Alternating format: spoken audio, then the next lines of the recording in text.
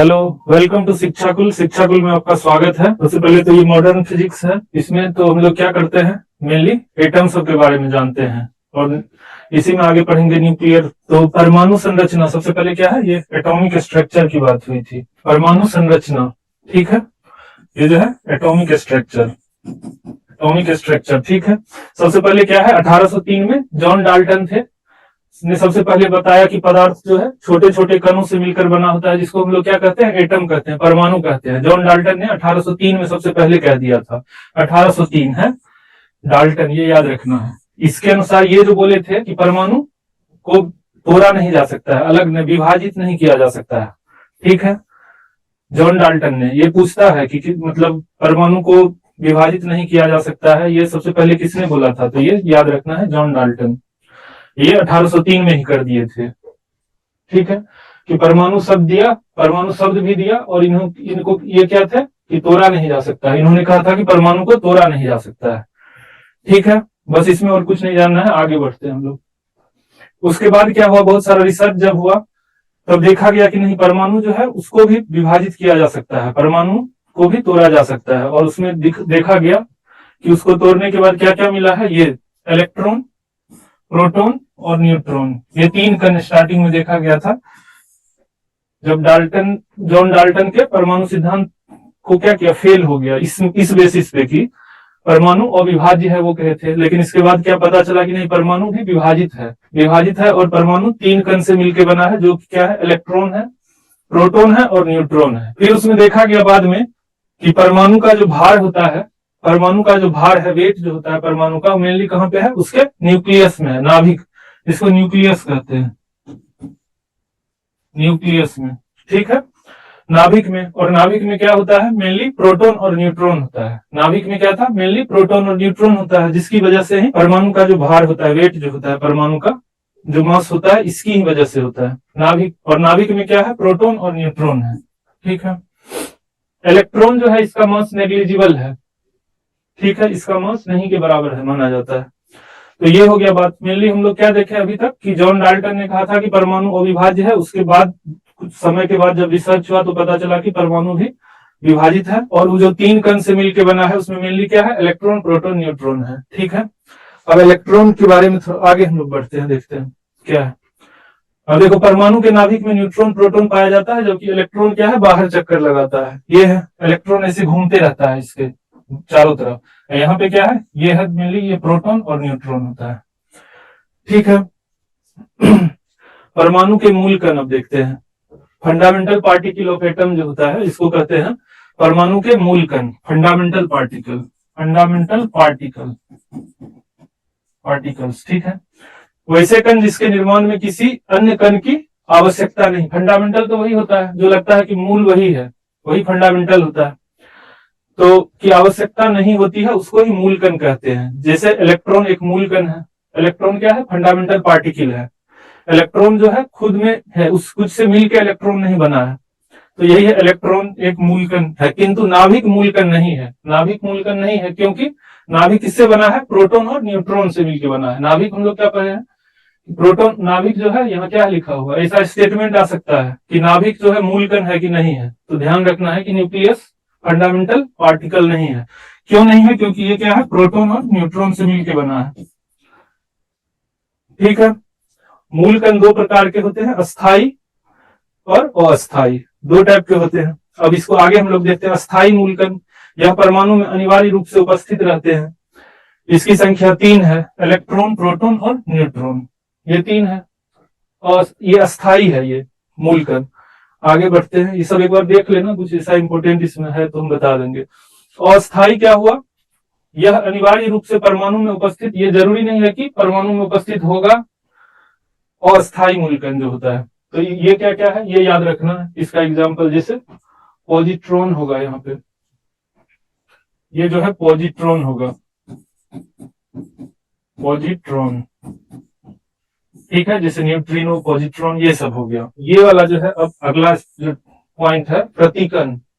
ये क्या है, एंटी पार्टिकल इसको कहते हैं, एंटी पार्टिकल। ये जो है प्रतिकण जो है, इसको एंटी पार्टिकल कहते हैं। अब ये प्रतिकण क्या होता है, जो दो स्वभाव में बिल्कुल विपरीत कणों का ये स्वभाव में विपरीत कणों को कहा जाता है। ठीक है,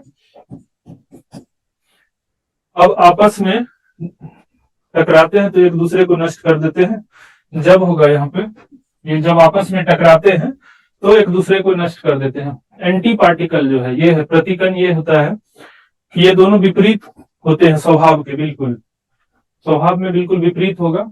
एक जैसे पॉजिटिव होगा तो कुछ निगेटिव इस टाइप से होता है। तो प्रतिकण यही होता है। जैसे याद रखना है क्वेश्चन की इलेक्ट्रॉन का प्रतिकण क्या है, पॉजिट्रॉन, ये पूछता है, तो ये इंपॉर्टेंट है, ये जानना चाहिए। ये पूछता है सीधा कि इलेक्ट्रॉन का प्रतिकण क्या होगा, तो पता होना चाहिए कि पॉजिट्रॉन होगा। ये याद रखना है पॉइंट। पॉजिट्रॉन क्या है, इलेक्ट्रॉन का जो है प्रतिकण है। ठीक है, आजकल मूल कणों की संख्या 30 से ऊपर, ये सब कुछ कुछ नए मूल कण जो है खोजे जाते हैं, तो उसकी संख्या 30 से ऊपर हो गई है। तो इसको, ये कोई जरूरी नहीं है जानने का। ये देखो, ये थोड़ा पता होना चाहिए, ये याद रहना चाहिए। इलेक्ट्रॉन है, इसका खोज किसने किया, जे थॉमसन ने किया। ये क्या है, निगेटिव चार्ज इस पे होता है।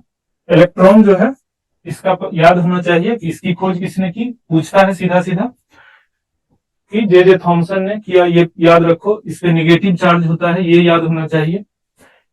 ठीक है, चार्ज कितना कूलम्ब होता है, ये 10⁻⁻19 होगा। यहाँ पे 1.6 इंटू 10⁻⁻90 कूलम्ब है ये,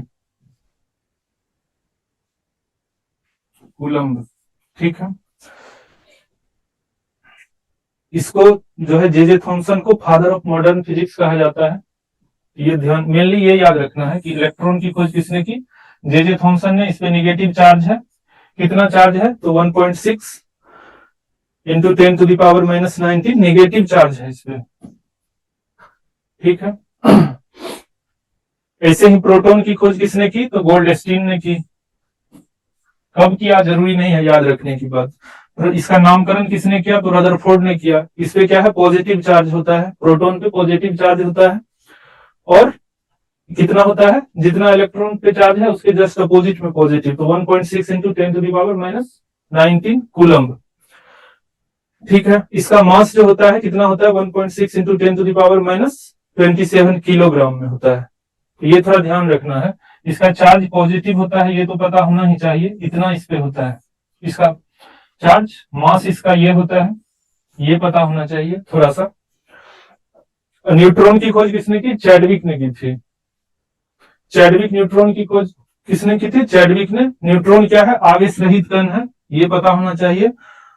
और इसका द्रव्यमान क्या है, लगभग प्रोटॉन के द्रव्यमान के बराबर होता है, ये बात पता होना चाहिए। अब क्या हम देखे हैं, अभी कुछ देर पहले जस्ट हम लोग क्या देखे थे कि नाभिक जो होता है, जैसे ये एटम होता है, ऐसे इसका है ऑर्बिट है चारों तरफ, जैसे ये न्यूक्लियस हुआ। तो न्यूक्लियस में हम लोग क्या पढ़े थे, प्रोटॉन प्लस न्यूट्रॉन होता है। प्रोटॉन और न्यूट्रॉन न्यूक्लियस में होता है, और इलेक्ट्रॉन क्या है, इसके चारों तरफ घूमते रहता है। इलेक्ट्रॉन है ये, ठीक है, घूमते रहता है उसके चारों तरफ। और नाभिक में क्या होता है, न्यूक्लियस में प्रोटॉन और न्यूट्रॉन होता है। और हम लोग ये भी पढ़े थे अभी कुछ देर पहले जस्ट देखे थे कि परमाणु का जो भार होता है, एटम का भार कहाँ पे होता है केंद्रित, मेनली पढ़े हैं, न्यूक्लियस में होता है, नाभिक में होता है। तो भार नाभिक में होता है, ये पढ़े हैं। तो भार किसके कारण होता है, प्रोटॉन और न्यूट्रॉन के कारण होता है। इलेक्ट्रॉन का हम लोग क्या पढ़े थे, मास इसका क्या है, बहुत ही नेग्लिजिबल मास होता है, मतलब ये लगभग इसको 0 के मान के चला जाता है, लगभग मास नहीं के बराबर है। तो नाभिक में जो भार होता है किसकी वजह से, प्रोटॉन और न्यूट्रॉन की वजह से होता है। ठीक है, तो ये हो गया। चैडविक है, इसकी खोज ये याद रखना कि जे थॉमसन है, थॉमसन, गोल्डस्टीन और चैडविक। ठीक है,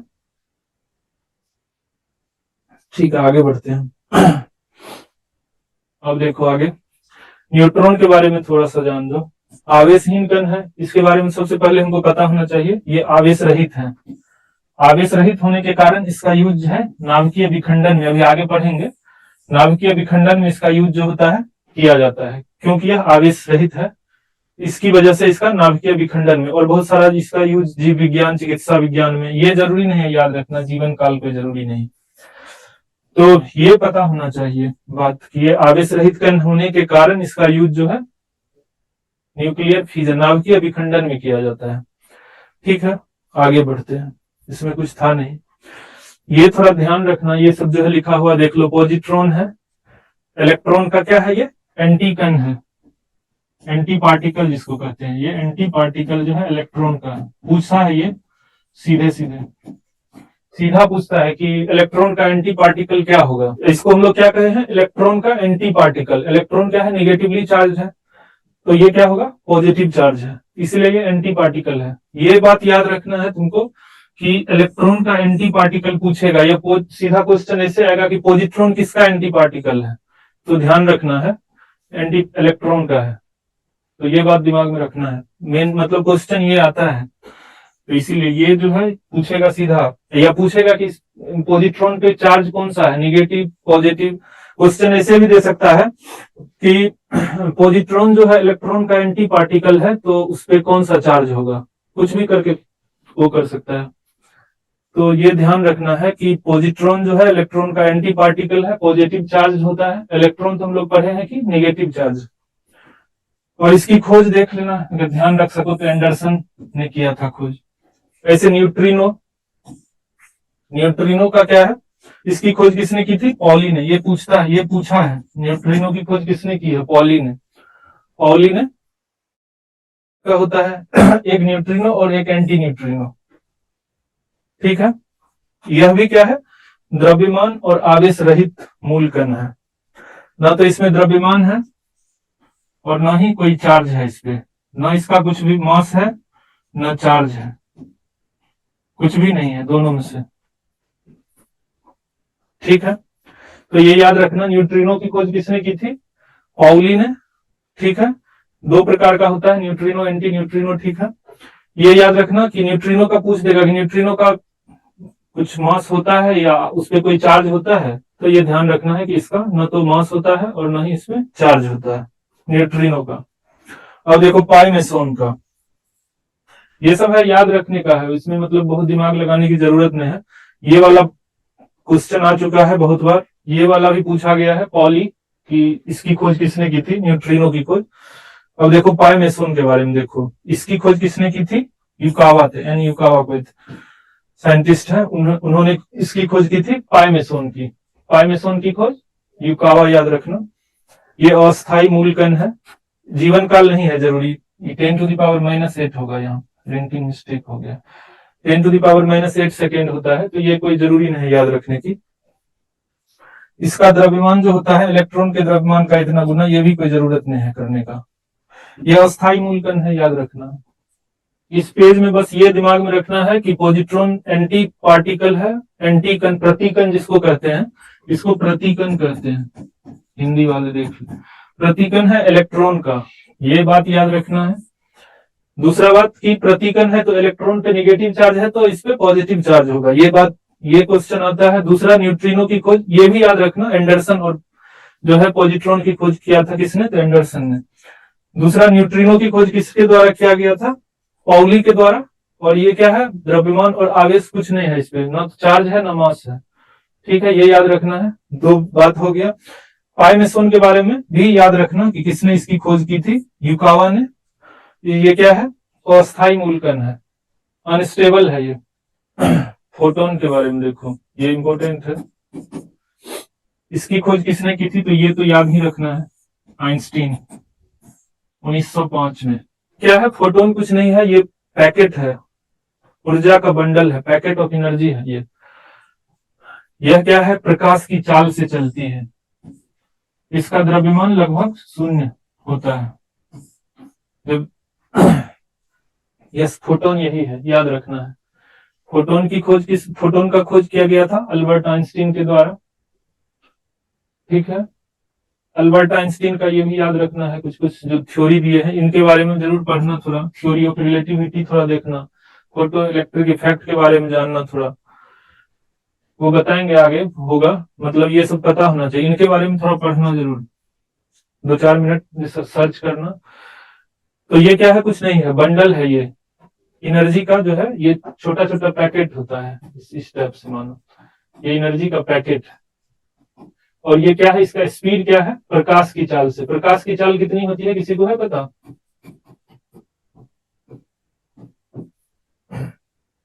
प्रकाश की चाल जो है 3.83 इंटू 10⁸ मीटर पर सेकेंड, मीटर पर सेकेंड है ये, ठीक है।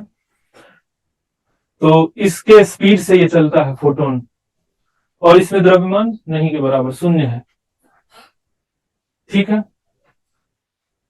और आइंस्टीन को मिला था Nobel prize photo electric effect के लिए, याद रखना। नोबेल प्राइज जो मिला था, नोबेल प्राइज इनको मिला था, ये एग्जाम में आ चुका है इसलिए हम बता दे रहे हैं, फोटो इलेक्ट्रिक इफेक्ट के लिए इनको मिला था, ये याद रखना।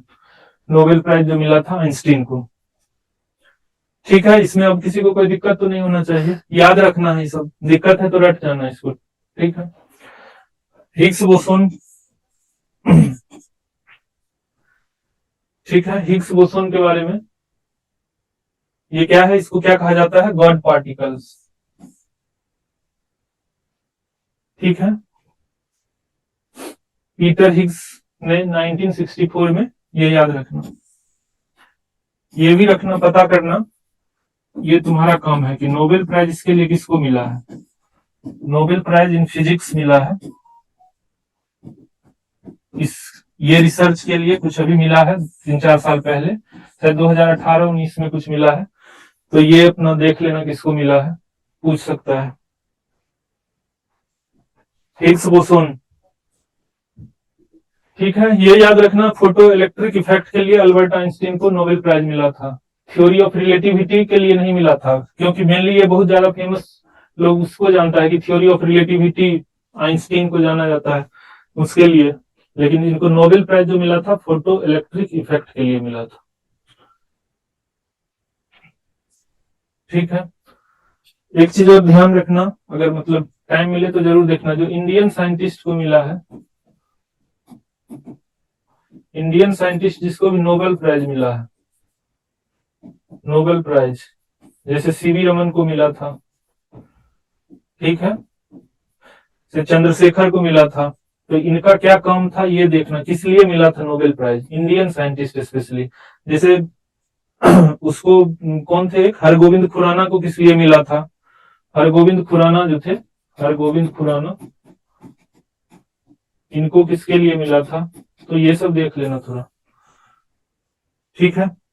आगे बढ़ते हैं हम लोग, मेनली इंडियन साइंटिस्ट को, और नया में अभी जो करंट पढ़ाएंगे सर, हो सकता है तो उसमें जो न्यू अभी नोबेल प्राइज जिसको जिसको मिला होगा, तो वो ध्यान रखना, वो पूछ सकता है एग्जाम में, स्पेशली जब किसी को सिंगल में मिला होगा, सिंगल पर्सन को कोई नोबेल प्राइज मिलता है, जैसे अभी किसको इकोनॉमी में कुछ मिला है, कोई लेडीज थी, इकोनॉमिस्ट थी, उनको मिला है, क्लाउडिया कुछ करके ऐसे नाम था, उनको याद नहीं आ रहा है।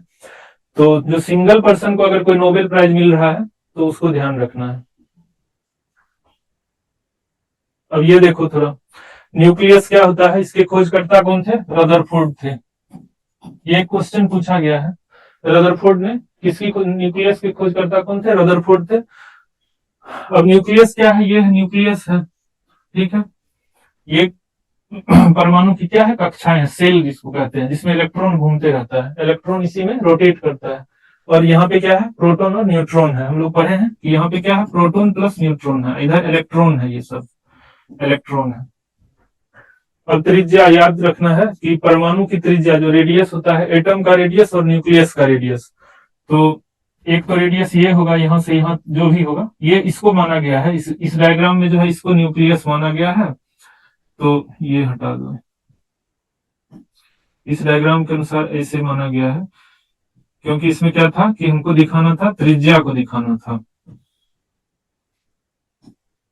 ठीक है।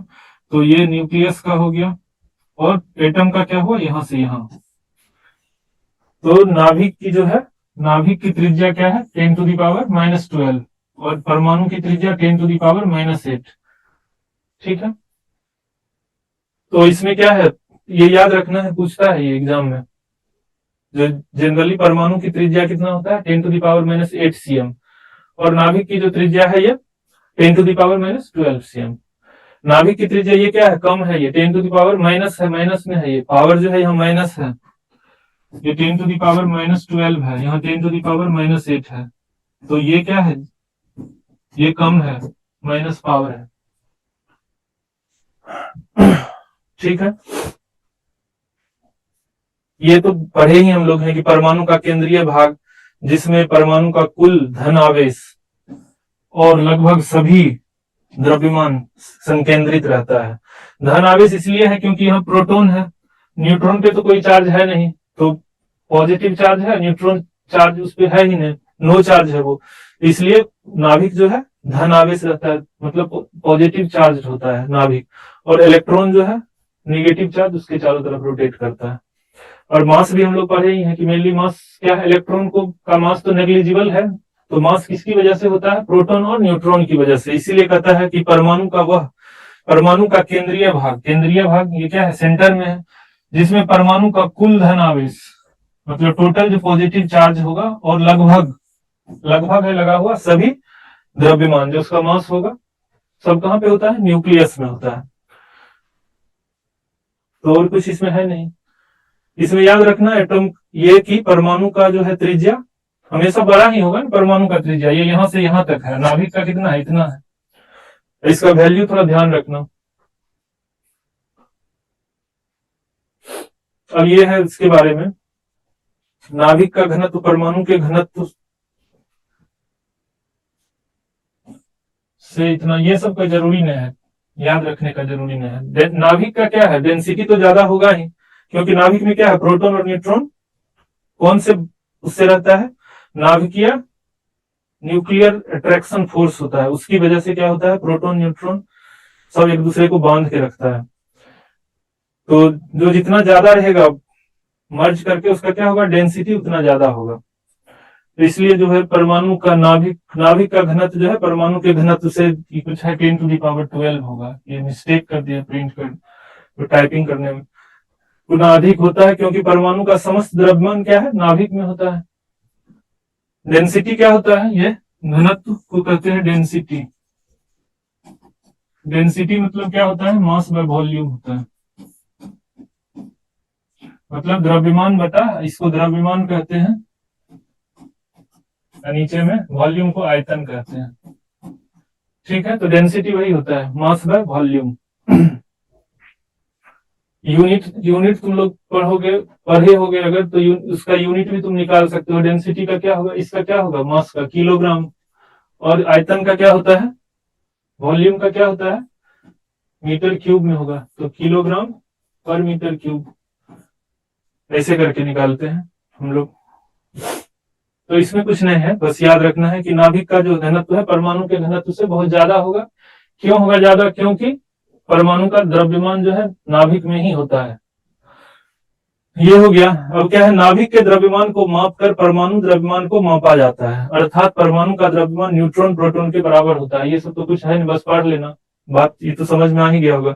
इलेक्ट्रॉन का भार इसलिए नहीं जोड़ते हैं क्योंकि उच्च गति से गतिशील रहता है, और इसका भार लगभग क्या होता है, नेग्लिजिबल भी होता है। इलेक्ट्रॉन क्या है, उच्च गति से गतिशील होता है, ये क्या है, चारों तरफ घूमते रहता है, न्यूक्लियस के चारों ओर घूमते रहता है बहुत ज्यादा हाई वेलोसिटी से, तो इसलिए इसका मास हम लोग नहीं ऐड करते हैं, ऐसे भी इसका मास नेग्लिजिबल के बराबर है। न्यूक्लियन में क्या होता है, ये पूछता है, ये याद रखना, पूछ देगा न्यूक्लियन, और उसमें क्या क्या होता है, ऑप्शन देगा न्यूट्रॉन प्लस इलेक्ट्रॉन, या neutron plus proton, proton plus electron, ऐसे करके देता है। तो याद रखना, न्यूट्रॉन और प्रोटॉन मिलके ही न्यूक्लियन, क्योंकि न्यूक्लियन क्या है, न्यूक्लियस से बना। न्यूक्लियस क्या है, हम लोग जानते हैं कि न्यूक्लियस में क्या है, प्रोटॉन और न्यूट्रॉन ही होता है। ठीक है, अब क्या है, नाभिकीय बल, न्यूक्लियर फोर्स, इसमें क्या है, ये क्या है, आकर्षण बल है, ये याद रखना है, अट्रैक्शन फोर्स है ये।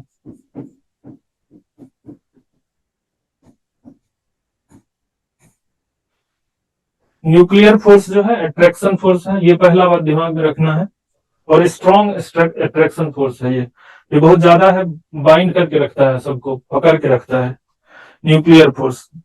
परमाणु के नाभिक में न्यूक्लियन को परस्पर बांधे रखता है, मतलब उसी की वजह से क्या है, सभी प्रोटॉन न्यूट्रॉन आपस में एक जगह रहते हैं, और एक जगह रहने की वजह से क्या है, उसका पूरा का पूरा एटम का मास जो होता है केंद्र में होता है, जिसकी वजह से क्या होता है, एटम का जो न्यूक्लियस का डेंसिटी होता है बहुत ज्यादा हो जाएगा।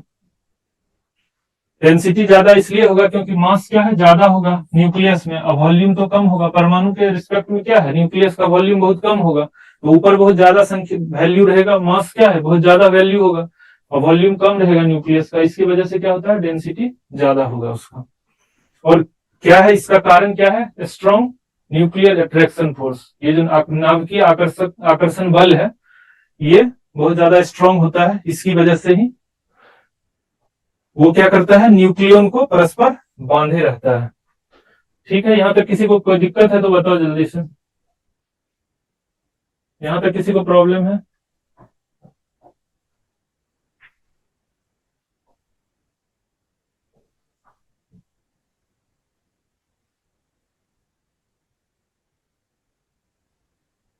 किसी को कोई प्रॉब्लम यहां तक? ठीक है, आगे बढ़ते हैं हम लोग।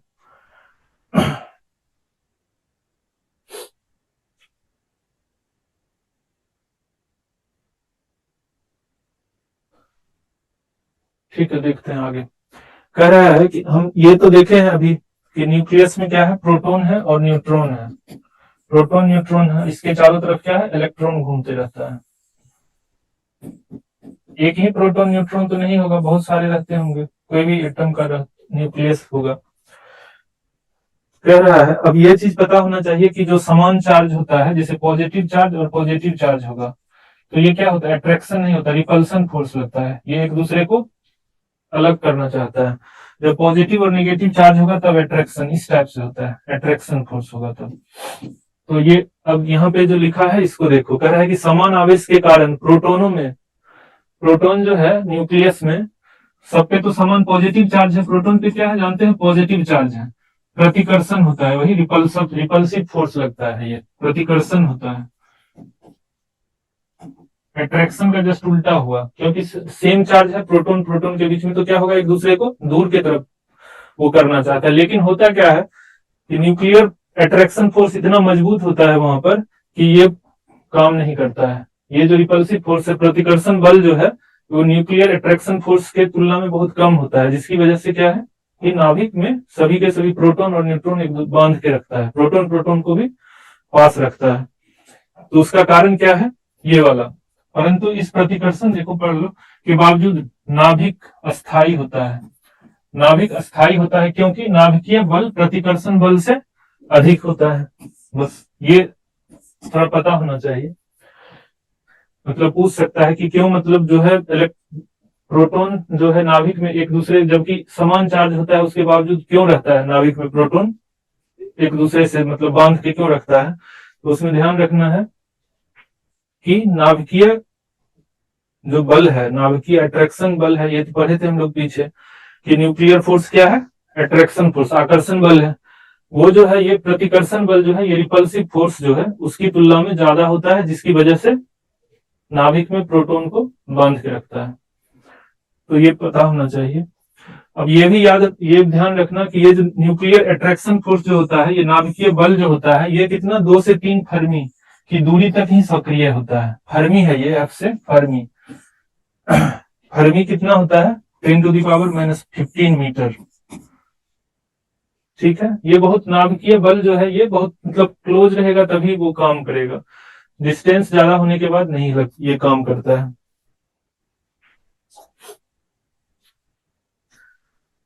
ये अभी चला है पता कि नाभिकीय बल की उत्पत्ति नाभिकीय कण के मध्य मेसोनों की विनिमय से होता है। मतलब जैसे ये प्रोटॉन न्यूट्रॉन है ना, इसके बीच कहता है कि मेसोन है। ये ध्यान, ये उतना इंपॉर्टेंट नहीं है बात, ये कोई जरूरी नहीं है, ये याद रखना है, ये पॉइंट ध्यान रखना है, समझने की बात है इसमें कि प्रोटॉन जो है सेम चार्ज होने के बाद भी क्यों रहता है, क्योंकि जबकि सेम चार्ज में क्या होगा, रिपल्सिव फोर्स काम करता है, प्रतिकर्षण बल करता है, उसके बावजूद क्यों है, क्योंकि नाभिक का जो बल है, नाभिकीय बल जो है, जो जिसको क्या हम लोग कहते हैं न्यूक्लियर अट्रैक्शन फोर्स जो है, वो रिपल्सिव फोर्स की तुलना में ज्यादा है, जिसकी वजह से क्या होगा कि नाभिक एक में प्रोटॉन एक दूसरे के साथ रहता है, बाइंड करके रखता है। तो ये पॉइंट ध्यान रखना, और कुछ नहीं, इसमें आगे बढ़ते हैं हम लोग। देखो नाभिकीय स्थायित्व, ये जो होता है न्यूक्लियर स्टेबिलिटी, ये अच्छा है, ये ध्यान, ये पूछ सकता है एग्जाम में। देखो ये वाला क्या कह रहा है कि कोई भी न्यूक्लियर स्टेबिलिटी, कोई भी जो है किसी भी परमाणु का जो है न्यूक्लियस नाभिक कब स्टेबल कब तक होगा, किस कंडीशन में सबसे ज्यादा स्टेबल होता है। तो ये देखना उसका स्टेबिलिटी किसके किसके, न्यूट्रॉन और प्रोटॉन होगा। ये बहुत गलती किया है, न्यूट्रॉनों और प्रोटॉनों की संख्या के अनुपात पर निर्भर करता है। उसके नाभिक में न्यूट्रॉन और प्रोटॉन की संख्या क्या है, उसका अनुपात मतलब रेशियो पर डिपेंड करता है। अगर ये याद रखना, अगर न्यूट्रॉन बाय प्रोटॉन का रेशियो 1 है, मतलब क्या, जितना न्यूट्रॉन है इसका मतलब क्या हुआ, स्थायी है, नाभिक होगा। न्यूट्रॉन और प्रोटॉन की संख्या जब का रेशियो अगर 1 होगा, इसका मतलब क्या हो गया, इसका मतलब कुछ नहीं है कि न्यूट्रॉन बराबर प्रोटॉन हो गया, यही तो हुआ ना, n/p इज इक्वल टू 1 है। न्यूट्रॉन बाय प्रोटॉन बराबर 1 है, इसका मतलब कुछ नहीं, जितना न्यूट्रॉन है उतना ही प्रोटॉन अगर है कोई भी एटम के उसमें न्यूक्लियस में, नाभिक में, तो वो स्टेबल होगा, बहुत ज्यादा स्टेबल होगा। तो ये याद रखना है, पूछ सकता है, ये सीधा क्वेश्चन आया हुआ है। तो ये हो गया। दूसरी बात ध्यान रखनी है कि अनस्टेबल कब होता है, अस्थायी होता है कब, और वही रेडियो एक्टिव होता है जो खुद ब क्या होता है, खुद ब खुद वो रेडिएशन जनरेट करते हैं। जब क्या होगा ये याद रखना कि जब उसका न्यूट्रॉन अपन प्रोटॉन का रेशियो 1.5 से ज्यादा होगा, 1.5 1.6 तक हो जाएगा। मतलब इसमें क्या है कि न्यूट्रॉन बाय प्रोटॉन, ये जो है न्यूट्रॉन बाय प्रोटॉन ये 1.5 या उससे ज्यादा होगा, ठीक है। इसका मतलब क्या हुआ,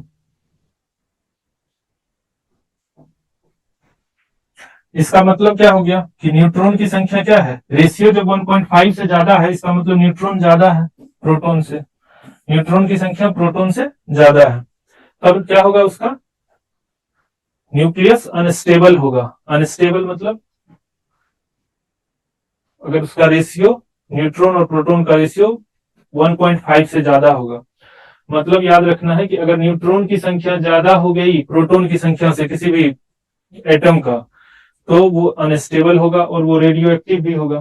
क्वेश्चन सीधा आ सकता है ऐसे कि जो रेडियो एक्टिव सब्सटेंस है उसमें ऐसे देगा स्टेटमेंट कि न्यूट्रॉन की संख्या प्रोटॉन की संख्या से कम होती है, न्यूट्रॉन की संख्या प्रोटॉन की संख्या के बराबर होगी, या न्यूट्रॉन की संख्या प्रोटॉन की संख्या से अधिक होगी, ऐसे करके देगा। तो हमेशा याद रखना है कि रेडियो एक्टिव जो भी सब्सटेंस होंगे, जो भी या कोई भी न्यूक्लियस जो अनस्टेबल होगा, अस्थायी होगा, तो उसमें क्या होगा, न्यूट्रॉन, उसके नाभिक में न्यूट्रॉन की संख्या प्रोटॉन से ज्यादा होगा, तभी होगा वो अनस्टेबल। और उसका रेशियो भी क्या है, 1.5 से ज्यादा होना चाहिए। अगर इक्वल होगा तो अस्थायी होगा, स्टेबल हो गया न्यूक्लियस। तो ये ध्यान रखना है। और जनरली देखा गया है कि जब एटॉमिक नंबर 83 से ज्यादा होगा वाले जो भी हैं एलिमेंट, 83 से ज्यादा एटॉमिक वाले जो भी है, तो उसका जो है रेशियो देखा गया है 1.5 से 1.6 के बीच। मतलब क्या है, 83 से ज्यादा जितना भी एटॉमिक नंबर है, ये एटॉमिक नंबर, एटॉमिक नंबर जैसे 1. ये 83 से ज्यादा जितना भी है, 83 से ज्यादा वाले जो भी है एलिमेंट जो भी है, तो इसका देखा गया है कि n/p रेशियो जो है, n/p का रेशियो 1.5 से 1.6 के बीच में है, मतलब 1.5 से ज्यादा है।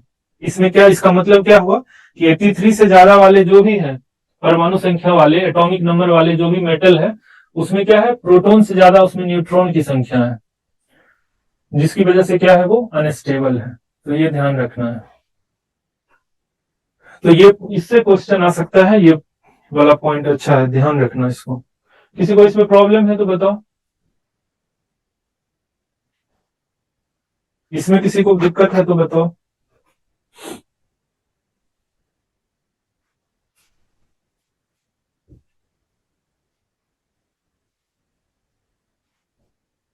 क्लियर है सबको? ठीक, आगे बढ़ते हैं हम लोग। अब देखो आइसोटोप्स के बारे में थोड़ा पढ़ते हैं, इससे क्वेश्चन बहुत सारे आते हैं। इसमें इसको देखते हैं, पहले तो पता होना चाहिए आइसोटोप्स जिसको क्या कहते हैं, समस्थानिक। आइसोटोप्स, आइसोटोप्स मतलब समस्थानिक, ठीक है। समस्थानिक क्या है, वैसे तत्व वैसा एलिमेंट जिसका एटॉमिक नंबर, परमाणु क्रमांक, ये जो है एटॉमिक नंबर जो होगा समान हो, उन्हें समस्थानिक कहते हैं। मतलब एटॉमिक नंबर क्या होता है कि जनरली क्या है, एटॉमिक नंबर जो होता है, एटॉमिक नंबर जो होता है ये कुछ नंबर ऑफ प्रोटॉन होता है। कहीं कहीं नंबर ऑफ प्रोटॉन या नंबर ऑफ इलेक्ट्रॉन वो भी रहेगा दिया हुआ, न्यूट्रॉन, लेकिन मेनली क्या है, प्रोटॉन याद रखना है। क्योंकि अभी हम लोग देखे थे ना कि प्रोटॉन की संख्या जो 83 से ऊपर वाले में क्या है, 83 से क्या है, जब ऊपर होता है एटॉमिक नंबर तो उसमें न्यूट्रॉन की संख्या क्या है, प्रोटॉन से ज्यादा है, जिसकी वजह से वो क्या है, अनस्टेबल है, प्लस रेडियो एक्टिव सब्सटेंस भी है बहुत सारा। तो समस्थानिक जो होता है आइसोटोप्स, इसमें ध्यान रखना है कि परमाणु क्रमांक जो है वो सेम होगा, उसी को हम लोग कहते हैं, लेकिन उसका मास जो होगा वो अलग होगा। या परमाणु संख्या समान हो तो उसी को हम क्या कहते हैं, प्रोटॉन की संख्या समान। क्योंकि हम अभी लिखे हैं क्या कि ये जो है परमाणु क्रमांक जो है, परमाणु क्रमांक या संख्या जो भी को, परमाणु क्रमांक जो है ये कुछ नहीं होता है, नंबर ऑफ प्रोटॉन को ही कहा जाता है परमाणु क्रमांक। किंतु द्रव्यमान की संख्या भिन्न होगी, लेकिन उसका क्या होगा, द्रव्यमान मतलब मास, एटॉमिक मास जो होगा ये मास अलग अलग होगा, तो उसी को हम लोग आइसोटोप्स कहते हैं। जैसे ये देखो एग्जांपल है इसका, ये क्या है, हाइड्रोजन हाइड्रोजन हाइड्रोजन तीनों है, हाइड्रोजन की ये समस्थानिक है। अब इसका नाम अलग अलग है, प्रोटियम हो गया, ड्यूटेरियम, प्रोटियम और ट्राइटियम, तीन होता है हाइड्रोजन के समस्थानिक। ये हो गया, देखो इसमें क्या है, ये नीचे लिखा जाता है क्रमांक को, ये नीचे जो है क्रमांक है लिखा हुआ, ठीक है। तो इसमें क्या है, क्रमांक तीनों का बराबर है, लेकिन ये क्या है, वेट है, भार है ऊपर, ये भार है, एटॉमिक वेट है, ये ऊपर में एटॉमिक वेट है, ये अलग अलग है, इक्वल नहीं है कोई भी। तो हाइड्रोजन क्या है, एक यहाँ पे है यहाँ पे भी वन है, तो ये क्या है, नंबर ऑफ प्रोटॉन है, प्रोटॉन है ये भी क्योंकि हम लोग देखे हैं कि परमाणु क्रमांक क्या है, प्रोटॉन की संख्या है। तो ये हाइड्रोजन के जो तीनों समस्थानिक हैं उसमें क्या है, 111 है इसका एटॉमिक नंबर, मतलब इसका क्या है, नंबर ऑफ प्रोटॉन भी क्या है, 1 है। तो इसका वेट जो चेंज हो रहा है किसकी वजह से हो रहा है, तो उसमें न्यूट्रॉन की संख्या चेंज हो रही है, क्योंकि वेट क्या होता है, ये क्या है, एटॉमिक वेट, एटॉमिक वेट, ठीक है। और ये क्या होता है, प्रोटॉन प्लस न्यूट्रॉन, तो प्रोटॉन तो सब में 1 1 है, तो एक में क्या होगा, यहाँ तो 1 ही है, न्यूट्रॉन यहाँ नहीं है, यहाँ 1+1 है, यहाँ 1+2 है, ऐसे करके है। तो ये कुछ नहीं, बस ध्यान रखना है कि आइसोटोप्स जो होता है, परमाणु ये समस्थानिक जो होता है, इसमें क्या है, परमाणु क्रमांक समान होगा लेकिन द्रव्यमान अलग अलग होगा, एटॉमिक नंबर सेम होगा, एटॉमिक वेट अलग अलग होगा। और समस्थानिक का ये एग्जांपल एक हो गया। अभी एक चीज ये देखो, ये याद रखना पूछा है कि समस्थानिक जो है सबसे ज्यादा कौन से एलिमेंट का है, तो पोलोनियम का है। पोलोनियम का जो है सबसे ज्यादा आइसोटोप्स है, 27 आइसोटोप्स है पोलोनियम के। दूसरा देखो, हाँ ये तो वही पॉइंट है जो हम अभी बताया है, वही यहाँ पे लिखा गया है कि समस्थानिकों में न्यूट्रॉन की भिन्नता के कारण द्रव्यमान संख्या भी भिन्न होती है। ये अभी हम यहाँ पे किए ना क्लियर, यहाँ क्या है, 1 प्रोटॉन है, 0 न्यूट्रॉन है, यहाँ न्यूट्रॉन 1 है, यहाँ न्यूट्रॉन क्या है, 2 है, बढ़ते गया है। तो न्यूट्रॉन की संख्या चेंज हुई तो उसका क्या है, एटॉमिक वेट भी चेंज होते गया। तो परमाणु द्रव्यमान जो चेंज होता है, एटॉमिक वेट जो चेंज होता है कोई भी आइसोटोप्स का, तो किसकी वजह से होगा, क्योंकि इलेक्ट्रॉन उसमें, प्रोटॉन तो समान होता है, एटॉमिक नंबर समान होता है, मतलब प्रोटॉन भी समान होता है। तो क्या होगा, चेंज जो होता है उसके वेट में किसकी वजह से हो रहा है, न्यूट्रॉन की वजह से, न्यूट्रॉन की संख्या चेंज हो रही है जिसकी वजह से उसका वेट चेंज हो रहा है।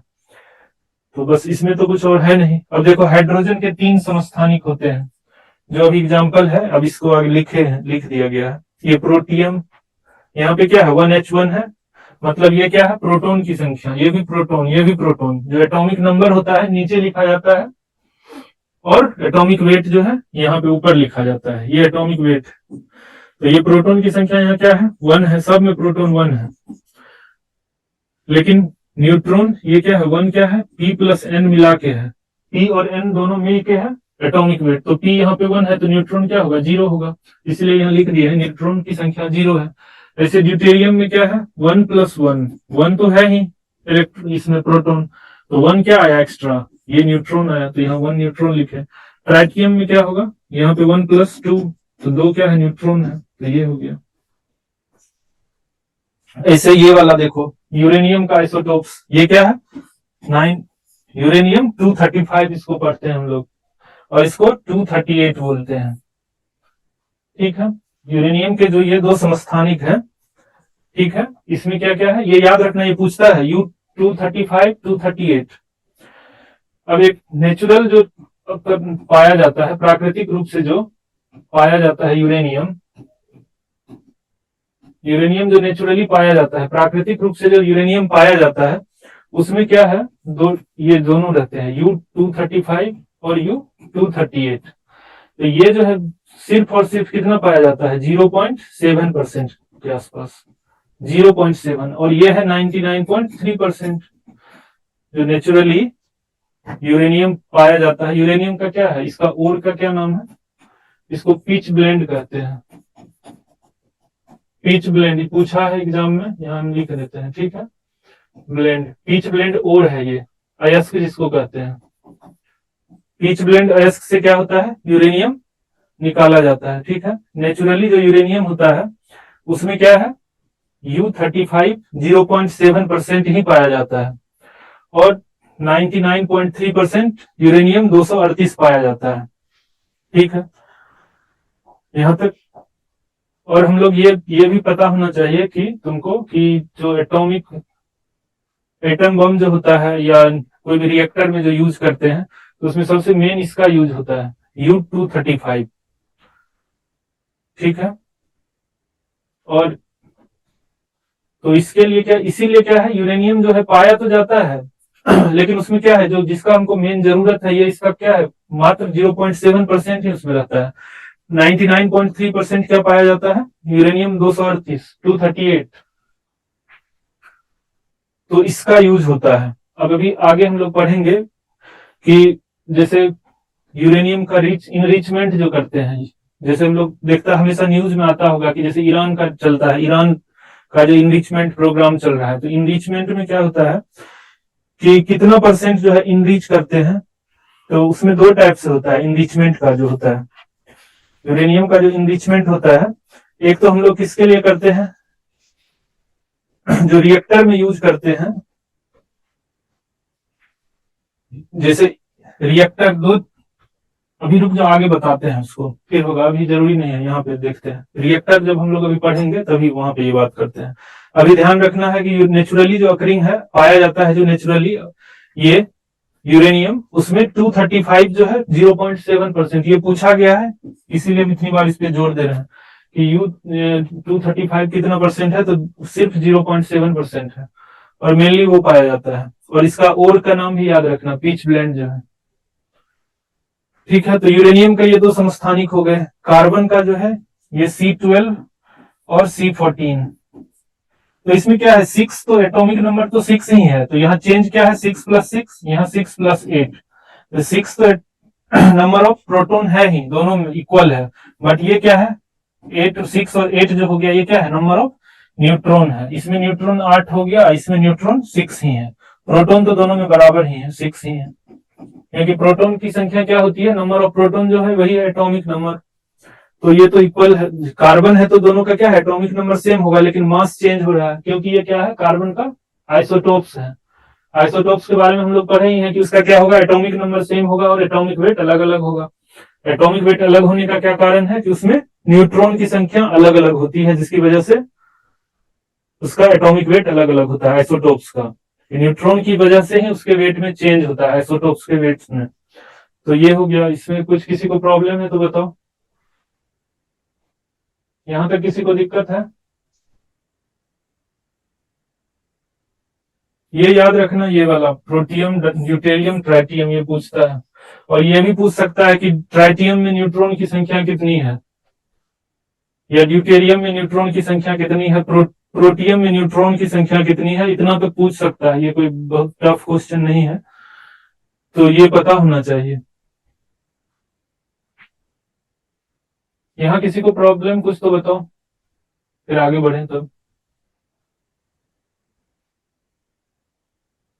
इसमें किसी को दिक्कत?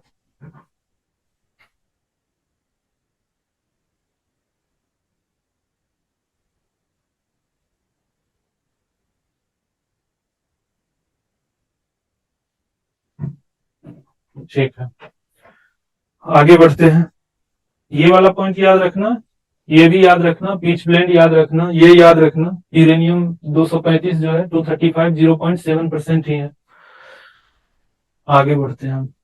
ये कुछ है पॉइंट जो पता होना चाहिए, सीधा सीधा पूछता है हमारे यूपी के एग्जाम में कि कार्बन 14 का उपयोग जीवाश्म की आयु ज्ञात करने में।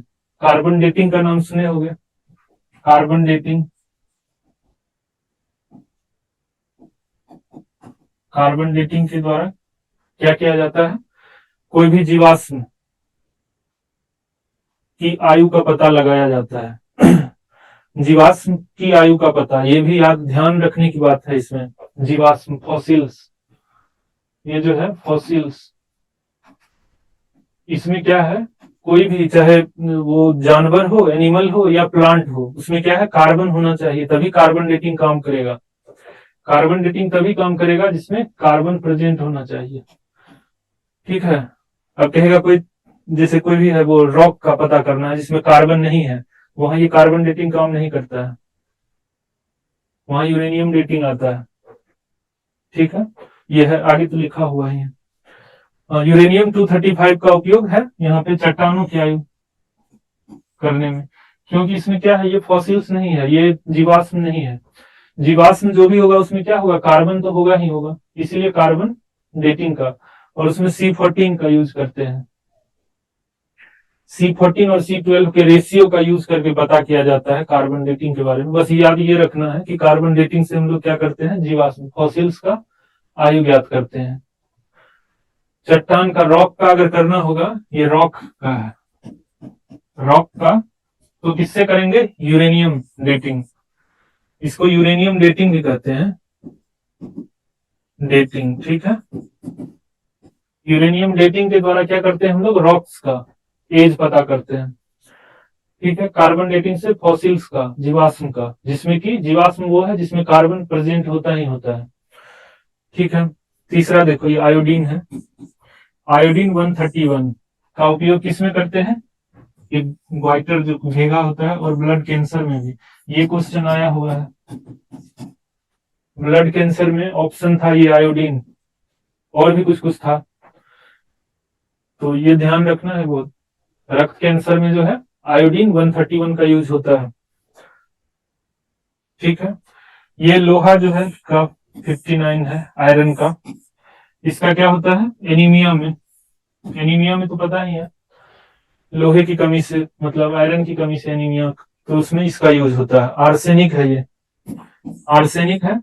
ठीक है, आर्सेनिक, आर्सेनिक जो है 74, इसका यूज क्या करते हैं, ट्यूमर के उपचार के लिए, कैंसर का जो ट्यूमर जो क्या है, कैंसर है, उसके उपचार में करते हैं। कोबाल्ट का भी करते हैं, ये तो बहुत बार पूछा गया है, कोबाल्ट, कोबाल्ट का भी करते हैं। अब ये सब पूछना स्टार्ट हुआ है ज्यादा, ये कोबाल्ट सब इतना बार आ चुका है कि अब थोड़ा थोड़ा चेंज करके, इसलिए ये है, जैसे ब्लड कैंसर में आयोडीन 131, इसमें आयोडीन 131, तो ये ब्लड कैंसर में ये पूछा गया। सोडियम 23 और सोडियम 24, ये दोनों देखो, सोडियम 23 ये भी एग्जाम में आ चुका है, तंत्रिका में सूचना भेजने के लिए होता है, नर्व्स में जो है कोई भी इंफॉर्मेशन भेजना होता है नर्व्स में, तो सोडियम 23 का यूज करते हैं। और सोडियम 24 थक्का होगा यहाँ, ब्लड क्लॉटिंग में बनाने के लिए करते हैं। ये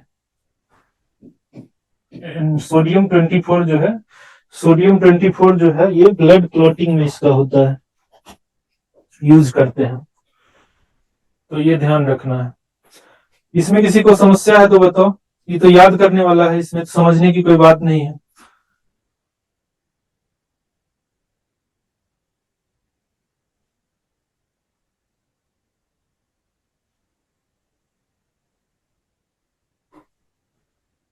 ठीक है,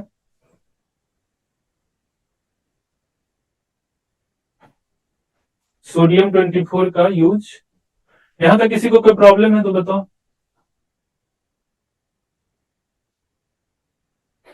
एक चीज और याद रखना, सोडियम 24 का यूज जो होता है, जो पाइपलाइन सा होता है ना, पाइपलाइन, जो पाइपलाइन है उसमें कहीं पे रिसाव हो रहा है, कहीं पे लीकेज हो गया, तो उसका पता करने के लिए भी सोडियम 24 का यूज करते हैं। तो लिख लो, इसको भी नोट कर लो, पूछ सकता है।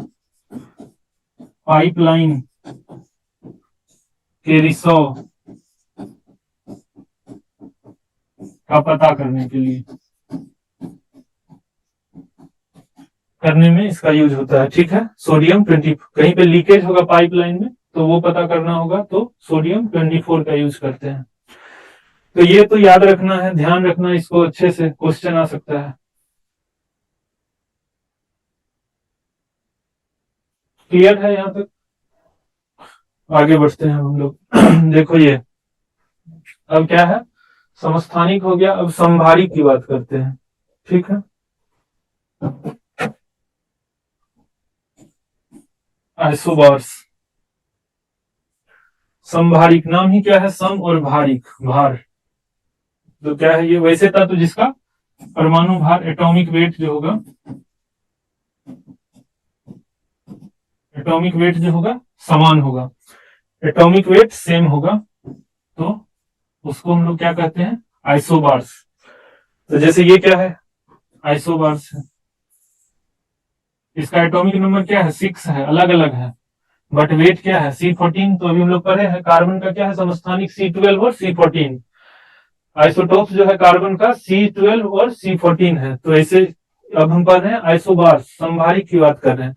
यहाँ क्या है, ये कार्बन है, ये नाइट्रोजन है, लेकिन इसका वेट क्या है, C14 वाला है, इसका वेट 14 है, ये नाइट्रोजन का भी 14 है, तो ये दोनों क्या हो गया, संभारिक हो गया। ऐसे ये है ऑर्गन और कैल्शियम, ये भी पूछा गया है क्वेश्चन, पूछा है कि ऑर्गन का संभारिक कौन सा है, ऑप्शन में देगा कैल्शियम देगा और भी कुछ कुछ देगा, तो इसे याद रखना है। जब कार्बन का संभारिक क्या है, नाइट्रोजन है, सीधा लिख के नहीं दिखाएगा कि C14 का संभारिक जो है, ऐसे सीधा भी पूछ सकता है कि कार्बन का जो है संभारिक क्या होगा, या आइसोबार्स जो है कार्बन का, आइसोबार्स ऑफ कार्बन, तो क्या रखना है, ध्यान रखना है कि नाइट्रोजन है। और ऑर्गन का ये पूछा है, ये ऑर्गन का जो है संभारिक क्या है, आइसोबार्स क्या है ऑर्गन का, तो ये कैल्शियम होता है, ये पूछा है, ध्यान रखना इसको। अब इसे है इसमें कोई दिक्कत है किसी को, संभारिक में, आइसोबार्स में किसी को प्रॉब्लम, वेट सेम होना चाहिए।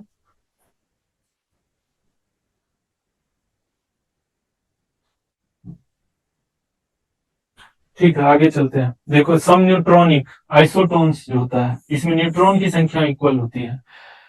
वैसे तत्व जिसके नाभिक में न्यूट्रॉन की संख्या इक्वल होगी तो उसको हम लोग आइसोटोन्स कहते हैं। बस ये याद रखना कि न्यूट्रॉन की संख्या इक्वल होगी तो आइसोटोन्स कहते हैं। ये देखो यहाँ पे एग्जाम्पल इसका, जैसे देखो ये है क्या, कार्बन है ये C14, और ये ऑक्सीजन है, ऑक्सीजन का क्या होता है 8 और 16, और यहाँ क्या है 6 क्या है, प्रोटॉन की संख्या, ये भी क्या है प्रोटॉन की संख्या। तो ये क्या होता है, प्रोटॉन प्लस न्यूट्रॉन, ये प्रोटॉन प्लस, ये सीधा क्वेश्चन भी आता है इससे, ये एग्जाम में देखना, ये क्वेश्चन आया हुआ है कि देता है कैसे, कि किसी परमाणु, कोई भी एटम है उसका एटॉमिक नंबर या परमाणु संख्या, एटॉमिक नंबर दे देगा कुछ भी 20 है, न्यूट्रॉन की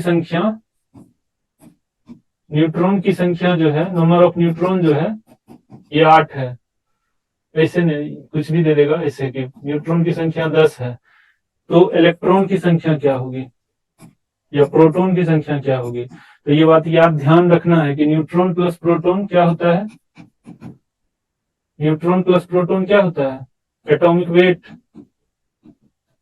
वेट जो परमाणु भार होता है, और प्रोटॉन की संख्या बराबर क्या होता है, परमाणु संख्या, एटॉमिक नंबर। अब ऐसे कैलकुलेट करना है, तुमको ये भी पता है P+N जो होता है क्या होता है, ये एटॉमिक वेट के बराबर, और परमाणु का जो संख्या होता है, एटॉमिक नंबर जो होता है प्रोटॉन की संख्या के बराबर होता है, तो उससे कैलकुलेट करके निकालो। तो जैसे इसमें क्या है कि प्रोटॉन 6 है, 6 है प्रोटॉन, और क्या है ये 14 है इसका वेट, तो यहाँ 6 हो गया, तो ये कितना बचा, 8 बचा। इधर भी क्या है, 8 है प्रोटॉन की संख्या, तो ये कितना है, 16 है टोटल, तो ये 8 हुआ। तो इसमें क्या है, न्यूट्रॉन की संख्या 8, यहाँ भी न्यूट्रॉन की संख्या 8, और जब 2 क्या बोला है, पीछे अभी क्या हम देख रहे थे ये, कि वैसे तत्व जिसके नाभिक में न्यूट्रॉन की संख्या समान होती है तो उसको क्या कहते हैं, सम न्यूट्रॉनिक या आइसोटोन्स। तो ये क्या हो गया, ये इसका क्या हुआ, आइसोटोन्स हुआ, सम न्यूट्रॉनिक है ये दोनों क्या है, एक दूसरे का आइसोटोन्स है। ठीक है, ऐसे देखो ये कौन सा है, 1H3, ये क्या था, पढ़े थे हम लोग कुछ देर पहले, ये ट्राइटियम था, ट्राइटियम। ठीक है, ट्राइटियम, इसमें क्या है, प्रोटॉन की संख्या 1 प्लस न्यूट्रॉन की संख्या 2, यही होगा ना, 1 + 2 तब 3 होगा। हीलियम है यहाँ पे क्या है, प्रोटॉन की संख्या 2, यहाँ 4 है, 4 क्या है, 2 प्रोटॉन प्लस 2 न्यूट्रॉन, तो यहाँ 2 न्यूट्रॉन, यहाँ भी 2 न्यूट्रॉन, तो ट्राइटियम जो है किसका आइसोटोन्स है, ट्राइटियम किसका आइसोटोन्स है, तो न्यूट्रॉन का, ये हीलियम का। ट्राइटियम या पूछ देगा ऐसे कि हीलियम, ये दे देगा सीधा क्वेश्चन, ऐसे पूछ सकता है, ये हीलियम लिखेगा या नहीं भी लिखेगा, कहेगा इसका आइसोटोन्स कौन सा है, ऑप्शन देगा अब यही 1H1, 1H2, 1H3, और ये कुछ भी और दे देगा। ठीक है, ऐसे करके देगा। अब आइसोटोन्स कौन है, हीलियम का, पहले पता होना चाहिए कि आइसोटोन्स होता क्या है। तो आइसोटोन्स हम लोग देखे हैं कि जब दो तत्व में के नाभिक में उपस्थित न्यूट्रॉन की संख्या बराबर होगी, समान होगी, इक्वल होगी, तो उसको हम लोग आइसोटोन्स कहते हैं। ठीक है, तो न्यूट्रॉन का कैलकुलेट कर लेंगे, न्यूट्रॉन की संख्या तो कैलकुलेट करना हम लोग समझ गए कैसे होता है, कि proton plus neutron atomic weight होता है, उससे कैलकुलेट करके देखेंगे तो इससे पता चलेगा इसमें क्या है, कि हीलियम का क्या है आइसोटोन्स, ट्राइटियम है। या ऐसे नहीं देगा, इसका नाम भी लिख के दे सकता है, प्रोटियम, हीलियम का जो है आइसोटोन्स क्या होगा, ऐसे भी पूछ सकता है कि प्रोटियम, ड्यूटेरियम और ट्राइटियम में से कौन सा होगा। तो पता होना चाहिए नाम के साथ। हाइड्रोजन का जो समस्थानिक है आइसोटोप्स, तो पूरा याद होना चाहिए, तीनों समस्थानिक, और उसका वो एटॉमिक नंबर और वेट के साथ पता होना चाहिए। तो ये क्वेश्चन बहुत आता है इस पे, तो ये देख लो। अब ये देखो एक बार फास्फोरस का सल्फर, फास्फोरस P होता है, सल्फर S है, इसमें भी क्या है, ये 15 है, 31 है, ये 16 है, 32 है वेट इसका, 32। अब न्यूट्रॉन निकाले हैं तो यहाँ 16 है, यहाँ भी, तो ये भी एक दूसरे का क्या है, आइसोटोन्स है। ठीक है, इसमें किसी को प्रॉब्लम है तो बताओ, इसमें किसी को दिक्कत तो बताओ,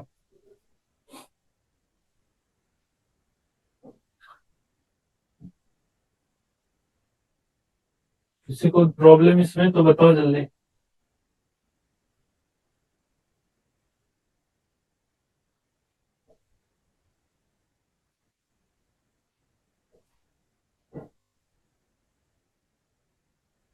आगे देखो, न्यूक्लियर फिजन नाभिकीय विखंडन क्या होता है, न्यूक्लियर फिजन के बारे में हम लोग देखते हैं। ठीक है, नाभिकीय विखंडन, एक सेकेंड।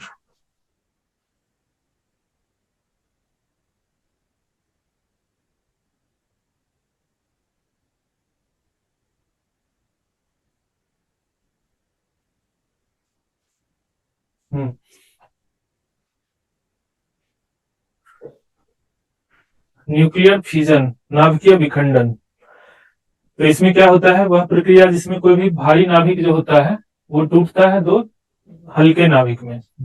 भारी नाभिक दो लगभग समान आकार के नाभिकों में टूट जाता है, नाभिकीय विखंडन कहलाता है। ठीक है, इसको एक बार इसे रीड कर लो कि इसमें क्या होता है, एक भारी नाभिक है, कोई भी भारी टूटता है, दो समान लगभग समान भार वाले आकार वाले नाभिकों में टूटता है, तो यही विखंडन की प्रक्रिया है। इहोन और स्ट्रॉसमैन, ये जर्मन साइंटिस्ट थे, दो जर्मन वैज्ञानिक। सबसे पहले यूरेनियम पर क्या किया, न्यूट्रॉन की बमबारी, न्यूट्रॉन से उस पर क्या किया, बमबार्डिंग किया यूरेनियम एटम पे। तब देखा कि उसके नाभिक जो है दो खंडों में विभाजित हो रहे थे। उन्होंने देखा, फिर नाभिकीय विखंडन का सबसे महत्वपूर्ण तथ्य यह है कि इसमें अत्यधिक ऊर्जा मुक्त होती है। ठीक है, ये बात पता ही है। अब कितना ऊर्जा मुक्त होती है? जब 1 ग्राम यूरेनियम का विखंडन होने पर करीब इतना ऊर्जा मुक्त होती है। 1 ग्राम यूरेनियम से के विखंडन होने पे इतना ग्राम, 5 × 10⁵ मेगावाट।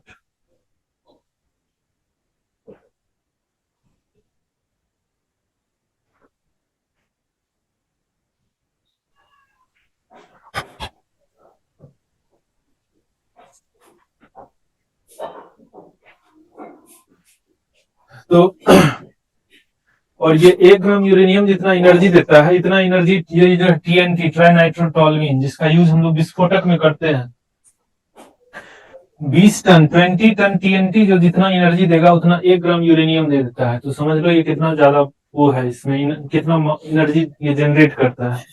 इसीलिए क्या होता है, इसका यूज क्या न्यूक्लियर रिएक्टर में किया जाता है एनर्जी जनरेशन के लिए। यूरेनियम इसीलिए बहुत ज्यादा यूजफुल है।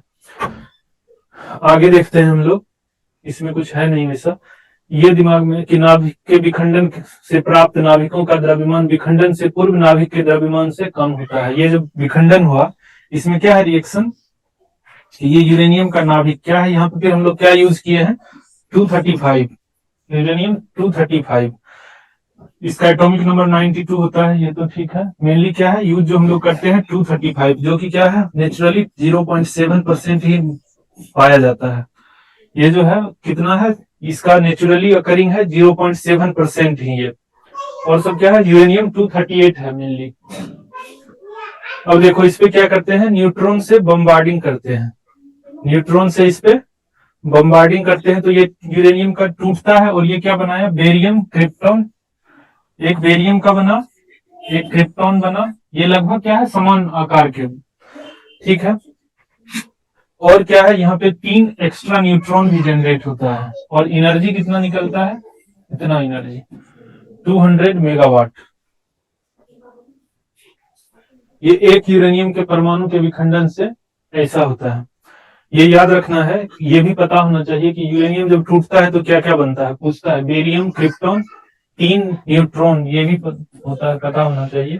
इसी में हम लोग अभी पढ़ेंगे कि जब रिएक्शन जो होता है जिसे चेन रिएक्शन होता है, इसमें एक कंट्रोल्ड चेन होगा और एक अनकंट्रोल्ड होगा, मतलब नियंत्रित चेन रिएक्शन और अनियंत्रित चेन रिएक्शन। तो कैसे होगा वो भी देखते हैं आगे।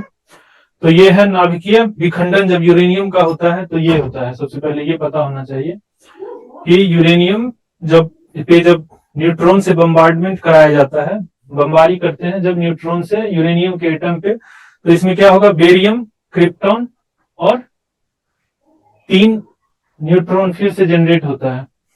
और क्या होता है, एनर्जी इतना दिया। अब देखो यहाँ क्या है, इसका वेट 235, यहाँ पे क्या है 141, यहाँ 92, जो इसको ऐड करोगे 233 होगा, यहाँ 235 हुआ। ठीक है, तो यहाँ पे क्या है, हम लोग अभी देखो पढ़ के देखते हैं क्या कह रहा है कि जब बड़ा नाभिक कोई भी टूटता है तो छोटे छोटे नाभिक में तो कुछ द्रव्यमान का भी क्षति होता है, द्रव्यमान की कमी होती है। जो द्रव्यमान की कमी होती है वही एनर्जी में चेंज होता है। जब पढ़ेंगे वो वाला जो आइंस्टीन के द्वारा जो कहा गया था, E = mc², ये है mass energy equation. Mass energy equation क्या है, ये कुछ नहीं है, ये है E = mc²। इसमें क्या है, E है एनर्जी, M है मास और C है वेलोसिटी ऑफ लाइट, निर्वात में प्रकाश की चाल। ये जो है वेलोसिटी ऑफ लाइट है, ठीक है। लाइट का वेग जो प्रकाश की चाल है वो भी कहाँ, निर्वात में। तो यही है मास एनर्जी इक्वेशन। तो जितना एनर्जी जितना यहाँ पे क्या है, मास का जो क्षति हो रहा है वो क्या है, कन्वर्ट हो जा रहा है किसमें, एनर्जी में कन्वर्ट होता है। तो समझ लो कि लाइट के वेलोसिटी का स्क्वायर इनटू मास, मास अगर थोड़ा भी है उसको लाइट के वेलोसिटी का स्क्वायर कर रहे हैं और उसमें मास से मल्टीप्लाई कर रहे हैं तो कितना ज्यादा एनर्जी होगा। तो यही है, इसीलिए क्या है कि ये बहुत ज्यादा एनर्जी जनरेट करता है। तो नाभिक के विखंडन से प्राप्त क्या होता है, ये ध्यान रखना है, ध्यान से इसको पढ़ना कि नाभिक के विखंडन से जो प्राप्त नाभिक का द्रव्यमान विखंडन के पूर्व के नाभिक के द्रव्यमान से कम होता है। ये स्टेटमेंट भी पूछ सकता है आराम से, ठीक है। और जितना द्रव्यमान में वो कमी आती है वही द्रव्यमान क्या है, चेंज होता है एनर्जी में, ठीक है। एनर्जी जब ये जो है मास एनर्जी इक्वेशन जो किया था आइंस्टीन के द्वारा दिया गया था, उसमें उन्होंने कहा था कि मास और एनर्जी को क्या कहा था कि वे अलग नहीं है, ये दोनों एक ही है, यही एक कन्वर्ट होते रहता है एक दूसरे में। उनके द्वारा, उन्हीं के द्वारा ये कहा गया था कि ये जो है मास, जो कोई भी चीज जो टूटता है, ठीक है, और जो बनता है उसमें अगर मास की जो कमी होती है, उसके टूटने में क्या होगा, जो टूटने के बाद जो बनेगा उसके मास में कुछ ना कुछ कमी आएगी, और वो जो कमी होता है, जितना भी कमी आएगी वही कमी क्या होता है, एनर्जी में चेंज होता है, ऊर्जा में बदलती है। ये आइंस्टीन ने कहा था। फिर उसके बाद ये देखो, इसमें यही है कि ये जो यूरेनियम का जो मास है, ये टूटा है यूरेनियम, बेरियम और क्रिप्टॉन बना, तो ये जो दोनों बना इसके मास से क्या है, कम है इसका मास। तो जो भी कम मास थोड़ा सा भी हुआ है वो क्या है, एनर्जी में चेंज हुआ है। और एनर्जी में चेंज इस तरह से होता है, mc² जो है, तो ये काम करता है।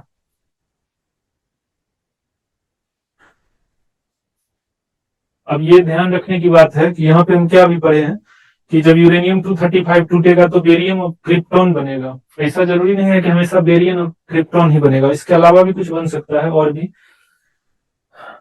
तो ये है यहाँ पे लिखा हुआ कि यूरेनियम 235 नाभिकीय विखंडन के उत्पादों में केवल बेरियम और क्रिप्टॉन के समस्थानिक ही नहीं किंतु अन्य कई तत्वों के समस्थानिक भी प्राप्त होते हैं।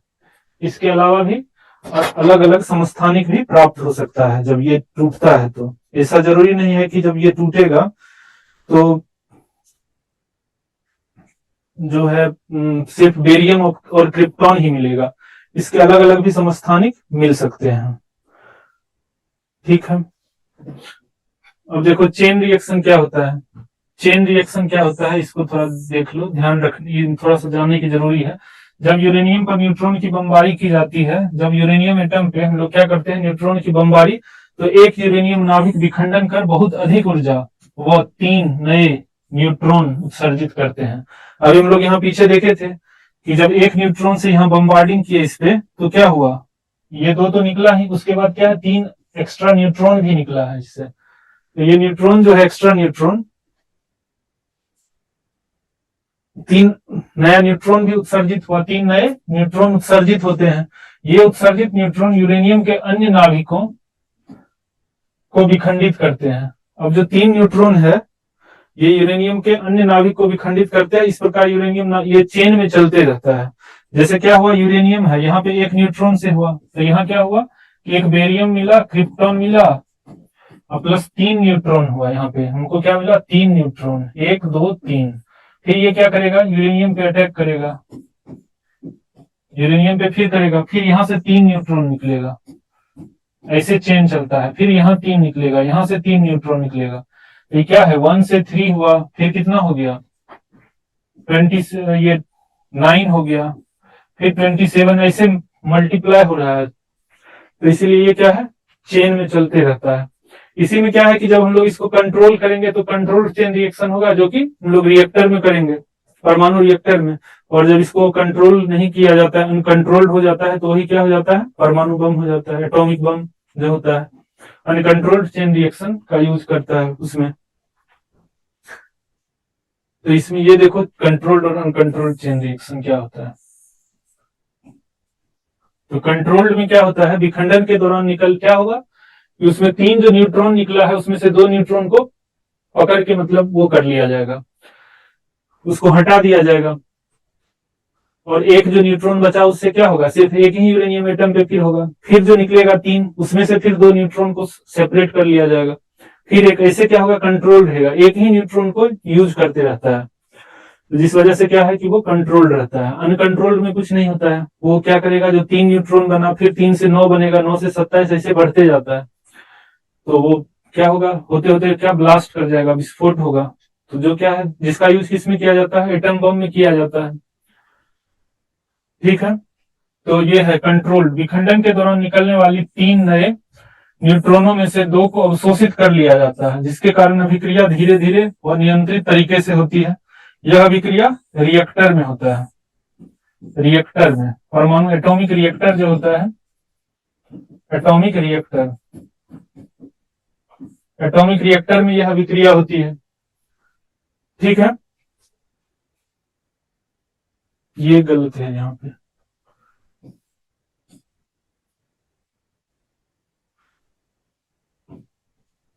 एटॉमिक रिएक्टर में। ठीक है,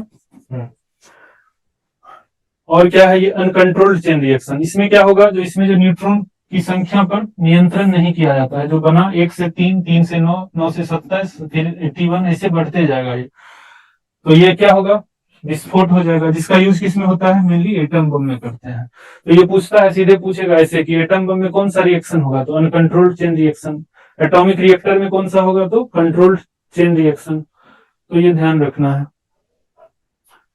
अब है न्यूक्लियर फ्यूजन, जो संलयन होता है। इसमें क्या होता है, जब 2 या 2 से अधिक हल्के नाभिक संयुक्त होकर एक भारी नाभिक का निर्माण कर, संलयन हो रहा है, इसमें जुटता है, विखंडन में टूटना हुआ, संलयन में जुटता है। तो क्या है, जब 2 या 2 से अधिक हल्के नाभिक ये जुटते हैं और एक भारी नाभिक बनाते हैं, तो इस अभिक्रिया को ही संलयन कहते हैं हम लोग, नाभिकीय संलयन। जब 2 या 2 से अधिक हल्के नाभिक जुटते हैं और एक भारी नाभिक का निर्माण होता है, तो उसको हम लोग क्या कहेंगे, संलयन की अभिक्रिया कहेंगे। इस अभिक्रिया में संलयन से प्राप्त नाभिक का द्रव्यमान, संलयन से जो प्राप्त होगा, ये जो 2 मिल के बनाया एक तीसरा, इसका द्रव्यमान भी क्या होगा, इस दोनों के द्रव्यमान से कम होगा। इसका द्रव्यमान जो है और इसका द्रव्यमान है, उससे क्या है, इसका द्रव्यमान कम होगा, कम है। तो यही जो द्रव्यमान में जो कमी आई है, यही जो कमी है, जो द्रव्यमान हम लोग अभी क्या पढ़े थे, मास एनर्जी इक्वेशन अभी देख रहे थे, जो द्रव्यमान में जो कमी आती है, कोई भी 2 नाभिक या तो एक नाभिक या तो टूट के छोटा नाभिक बनता है, उसमें भी क्या है कि जो पहले नाभिक बना था, जो पहले नाभिक था और जो नया नाभिक बना, जो बाद में नया न्यूक्लियस बना, तो उसके मास में थोड़ी सी कमी आती है, वो कमी ही क्या है, एनर्जी में चेंज होता है। ठीक उसी तरह से इसमें क्या है, न्यूक्लियर फ्यूजन में, इसमें क्या है कि जब 2 या 2 से अधिक हल्के नाभिक क्या होते हैं, मिलकर एक भारी नाभिक का निर्माण करते हैं। ठीक है, इस प्रक्रिया में क्या होता है कि पहले जो 2 मिला था उसका जो वेट होगा, और अब जो नया बना है इसका जो वेट होगा, तो पहले दोनों को का वेट जब ऐड करेंगे, जोड़ेंगे, पहले 2 का वेट को जब जोड़ेंगे, और ये तीसरा जो बना है मेरा अभी, उसका वेट जो है, उस दोनों में जो नया बना है उसका वेट दोनों के वेट से थोड़ा ना थोड़ा कम होगा जरूर। और यही कमी, ये कमी कहाँ गया, ये वेट में जो कमी आई है, ये क्या होता है, ये एनर्जी में ट्रांसफॉर्म होता है। वही जो ये E = mc² जो हम लोग कर रहे थे, वही वेट जो है, जो कमी आई, इसमें क्या है, कह रहा है ना, इस अभिक्रिया में संलयन से प्राप्त नाभिक का द्रव्यमान, जो इस अभिक्रिया में जो संलयन से प्राप्त क्या है, नाभिक, ये जो हीलियम बना, इसका जो द्रव्यमान होगा, पूर्व के नाभिक के द्रव्यमान से कम होता है। ये जो दोनों है, इसके द्रव्यमान से इसका द्रव्यमान कम होगा। और कम क्यों होगा, जो कमी आई वो गई, हुआ क्या, तो वही कमी यहाँ पे, वो जो द्रव्यमान में जो कमी है, वो यहाँ पे एनर्जी में चेंज हो गया। वो किसके अनुसार हुआ, जो हम लोग पढ़े थे, यह कमी आइंस्टीन के समीकरण E = mc² के अनुसार ऊर्जा में परिवर्तित हो जाता है। आइंस्टीन का बोले थे कि E = mc² में क्या कहा गया है कि वो जो मास में कोई भी नाभिक टूटता है या जुटता है, तो उसके जो रिजल्टेंट जो होता है, जो बाद में बनता है नाभिक, तो उसके क्या होता है, मास में कमी आती है। या कोई टूटा उसके बाद भी जो बना, उसका भी मास जो होगा पहले के नाभिक के मास से कम होगा। और वो कमी क्या है, किस चेंज होता है, किसमें, एनर्जी में। तो यही बात था। तो इसमें यही है, हीलियम और हाइड्रोजन, सॉरी, हाइड्रोजन का 2 नाभिक है, ये जुट के बना क्या, हीलियम। ठीक है, इसमें क्या है, हाइड्रोजन का देखो क्या यूज हो रहा है, 1s2 1s3, ड्यूटेरियम और ट्राइटियम, ये दोनों यूज हुआ, तो क्या हुआ, ये दोनों क्या है, हाइड्रोजन का आइसोटोप्स है, समस्थानिक है। ये दोनों हीलियम बनाया, हीलियम बना, और क्या हुआ, एक न्यूट्रॉन भी उत्सर्जित किया ये, और ऊर्जा जो निकला, इतना एनर्जी। ठीक है, और ये किसमें नाभिकीय संलयन, तो सीधा सीधा क्वेश्चन ऐसे आता है कि नाभिक हाइड्रोजन बम में क्या है, या नाभिकीय संलयन से कौन सा बनता है, हाइड्रोजन बम या एटम बम, याद रखना। और सूर्य में जो ऊर्जा होता है, सन के अंदर भी नाभिकीय संलयन ही होता है। अब क्या है, एक चीज समझने की बात है कि नाभिकीय संलयन से ज्यादा ऊर्जा मिलता है ये हम लोग जानते हैं, पढ़े हैं। और नाभिकीय विखंडन से कम, नाभिकीय विखंडन से 3-4 गुना ज्यादा ऊर्जा नाभिकीय संलयन में प्राप्त होता है। लेकिन नाभिकीय संलयन को कराने के लिए, जो नाभिकीय संलयन में क्या है, 2 हल्के नाभिक हैं, 2 हल्का जो है नाभिक, और क्या है, ये दोनों को जोड़ना है हमको। तो उसमें क्या होता है, ये दोनों के अंदर भी क्या है, रिपल्सन लगते रहता है। तो इसको कराने के लिए, ये अभिक्रिया कराने के लिए क्या है, बहुत ज्यादा हमको टेम्परेचर चाहिए। कम से कम कितना टेम्परेचर चाहिए, 10⁸ केल्विन, ठीक है। और बहुत ज्यादा हाई प्रेशर, उच्च दाब चाहिए, हाई प्रेशर, ठीक है, हाई प्रेशर और हाई टेम्परेचर चाहिए,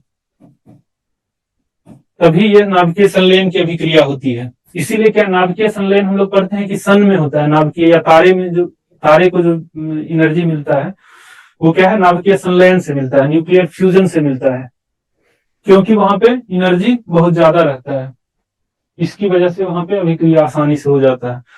तो अगर यहाँ पे मतलब नाभिकीय संलयन, अभी जैसे रिसर्च चल रहा है, जैसे अभी रिसर्च हो रहा है कि नाभिकीय संलयन के द्वारा वो कराया जाए, मतलब एनर्जी जनरेट किया जाए, तो वो पॉसिबल तभी होगा, नाभिकीय संलयन की क्रिया यहाँ तब पॉसिबल हो पाएगा कि जब ये अभिक्रिया, ये जो हम लोग करा रहे हैं, इसके लिए इतना हीट चाहिए।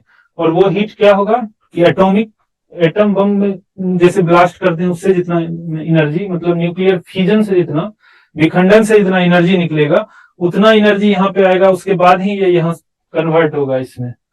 तो इसीलिए ये जो है कराना टफ है बहुत ज्यादा, और लेकिन इस पे रिसर्च चल रहा है। तो अभी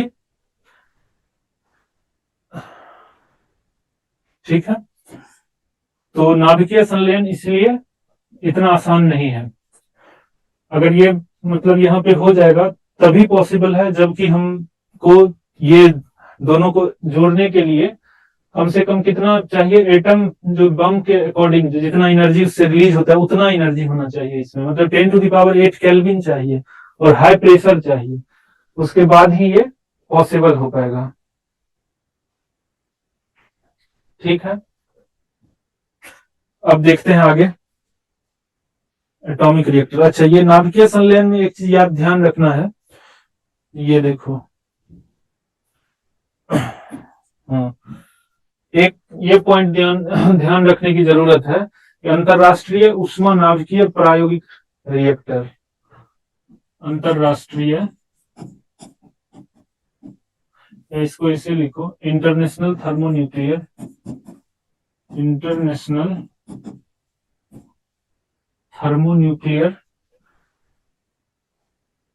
experimental reactor, thermo nuclear experimental reactor,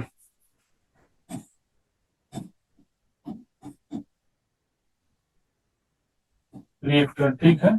ये थर्मोन्यूक्लियर एक्सपेरिमेंटल रिएक्टर, ये ध्यान देना, इस क्वेश्चन आ चुका है, ये 2-2 बार 3-3 बार पूछा गया है, ये सीधा सीधा पूछता है इससे क्वेश्चन। ये जो है इंटरनेशनल थर्मोन्यूक्लियर एक्सपेरिमेंटल रिएक्टर, सबसे पहले तो इसका ये तो पता होना चाहिए इसके बारे में कि ये जो है नाभिकीय संलयन पे, न्यूक्लियर फ्यूजन पे काम कर रहा है, फ्यूजन पे सॉरी कह रहे हैं, नाभिकीय संलयन पे यहाँ पे काम चल रहा है, मतलब फ्यूजन। ये सीधा सीधा पूछा है एग्जाम में कि ये कहाँ पे है, तो ये साउथ फ्रांस में है, दक्षिणी फ्रांस में कोई जगह है, सीधा फ्रांस दिमाग में रखना, ठीक है, साउथ फ्रांस, ये ध्यान रखना। इसका मेंबर इंडिया भी इसका सदस्य है, भारत भी इसका सदस्य है, 2005 से सदस्य है। ठीक है, ये ध्यान में रखना। और इसमें कौन कौन कंट्री है, तो मेनली ये सब है, यूएस है, ये है जापान है, यूके है, फ्रांस है, सब तो है, फ्रांस तो रहेगा ही। उसके बाद चाइना बाद में इसमें आया। फिर इंडिया 2005 में, यही सब लास्ट मेंबर है अभी तक जो ज्वाइन किया है। ठीक है, इंडिया 2005 से इसमें, 2003 में चाइना आया था, इंडिया 2005 से इसका सदस्य है। ठीक है, इसमें ये जो है यूएस, जापान और यहाँ पे फ्रांस, इससे अच्छा लिख दो European union, European union, European union पूरा यूरोप है। ठीक है, यूरोपियन यूनियन में जो भी कंट्री है वो है। जापान था, ये लोग पहले स्टार्ट किए थे, फिर 2003 में चाइना आया और 2005 में इंडिया, 2005 से इंडिया इसका सदस्य बना है।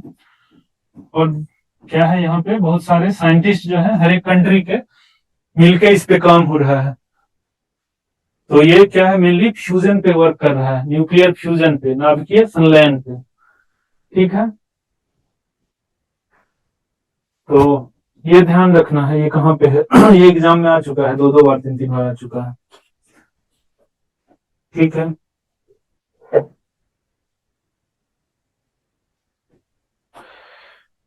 आगे देखते हैं हम लोग। इसके बाद देखो, यहाँ तक क्लियर है सबको, कोई दिक्कत किसी को तो बताओ।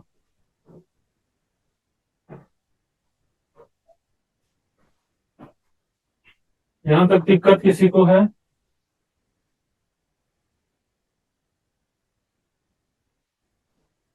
ठीक, ठीक है, आगे बढ़ते हैं हम लोग। देखो, परमाणु रिएक्टर, एटॉमिक रिएक्टर के बारे में थोड़ा सा जानना है। क्या हम पढ़े थे अभी कुछ देर पहले?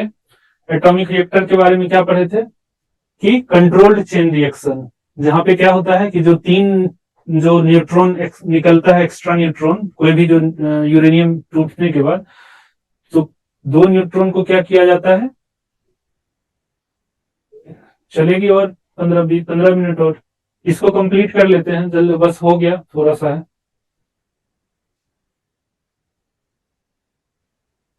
ठीक है, तो परमाणु रिएक्टर में क्या होता है कि सबसे पहले नियंत्रित विखंडन अभिक्रिया, जो कंट्रोल्ड चेन रिएक्शन, ये ध्यान रखना है।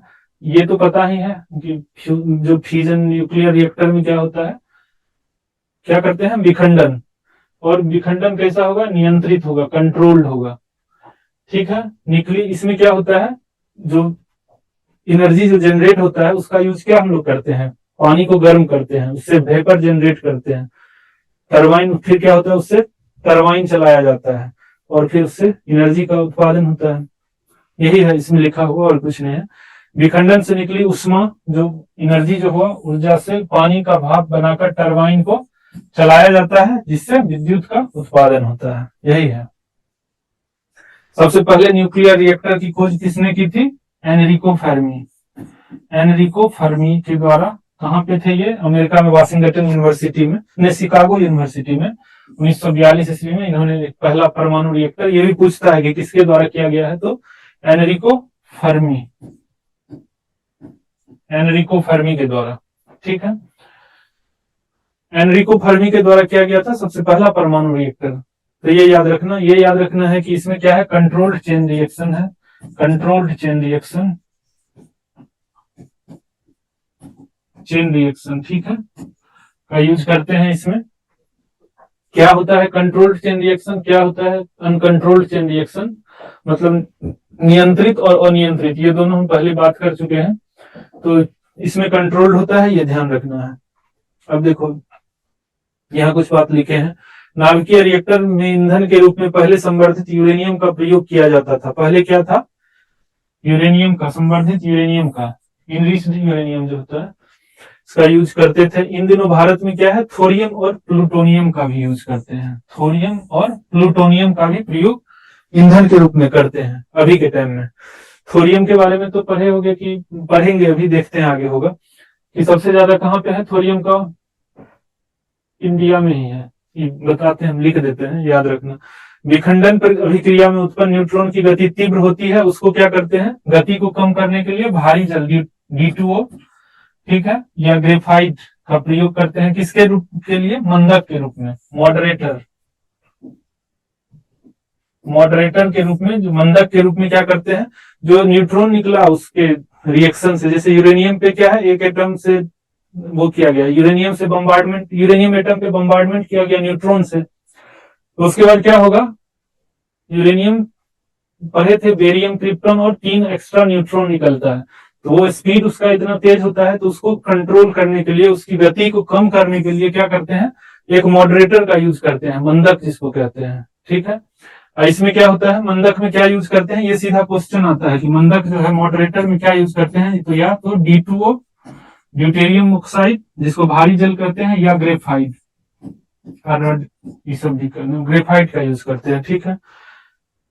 अब क्या होता है कि जो 3 न्यूट्रॉन निकला है, 3 न्यूट्रॉन में से 2 को क्या करता है, एब्जॉर्ब करने के लिए एक कंट्रोलर, नियंत्रक छड़, ये जो नियंत्रक छड़े हैं इसको क्या कहते हैं, कंट्रोलर, कंट्रोल करता है ये कंट्रोलर जो है, ये क्या होता है, या तो कैडमियम या बोरोन, और भी है लेकिन मेनली इसी का यूज करते हैं, कैडमियम का या बोरोन की छड़ों का यूज करते हैं। ये क्या करता है, 2 न्यूट्रॉन को एब्जॉर्ब कर लेता है, उससे क्या होगा कि अब सिर्फ एक ही न्यूट्रॉन बचेगा, वो न्यूट्रॉन क्या कंटिन्यू कराएगा रिएक्शन को, तो ये हो गया। तो ये याद रखना कि मॉडरेटर जो है, मंदक जो न्यूट्रॉन, मॉडरेटर का क्या काम है, ये भी पता होना चाहिए कि ये न्यूट्रॉन की गति को कम करने के लिए करते हैं, न्यूट्रॉन जो निकला उसकी गति को कम करने के लिए मंदक का, मॉडरेटर का, और कंट्रोलर जो नियंत्रक छड़े हैं वो एब्जॉर्ब कर लेता है, 2 एक्स्ट्रा न्यूट्रॉन को एब्जॉर्ब करने के लिए कैडमियम या बोरोन की रड का यूज करते हैं, तो ये ध्यान रखना है।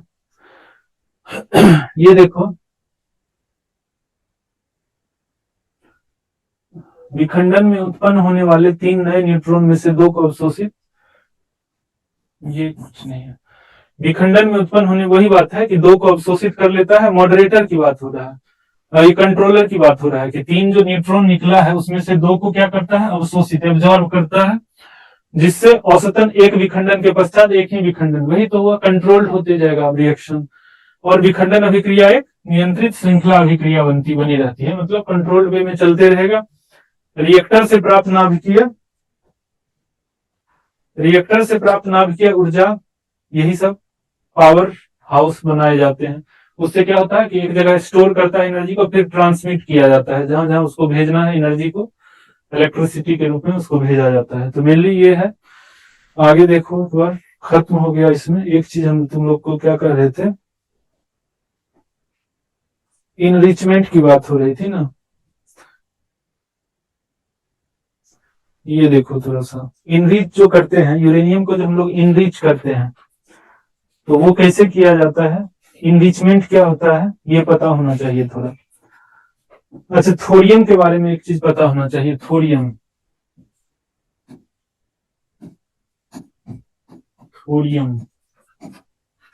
इसको TH232 ये होता है थोरियम, ठीक है, TH232, ठीक है।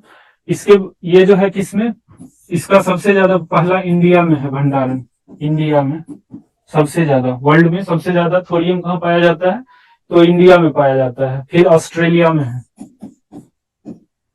ऑस्ट्रेलिया यहाँ पे करीब है 21%, फिर ऑस्ट्रेलिया है कितना परसेंट के बराबर, 19% के बाद है,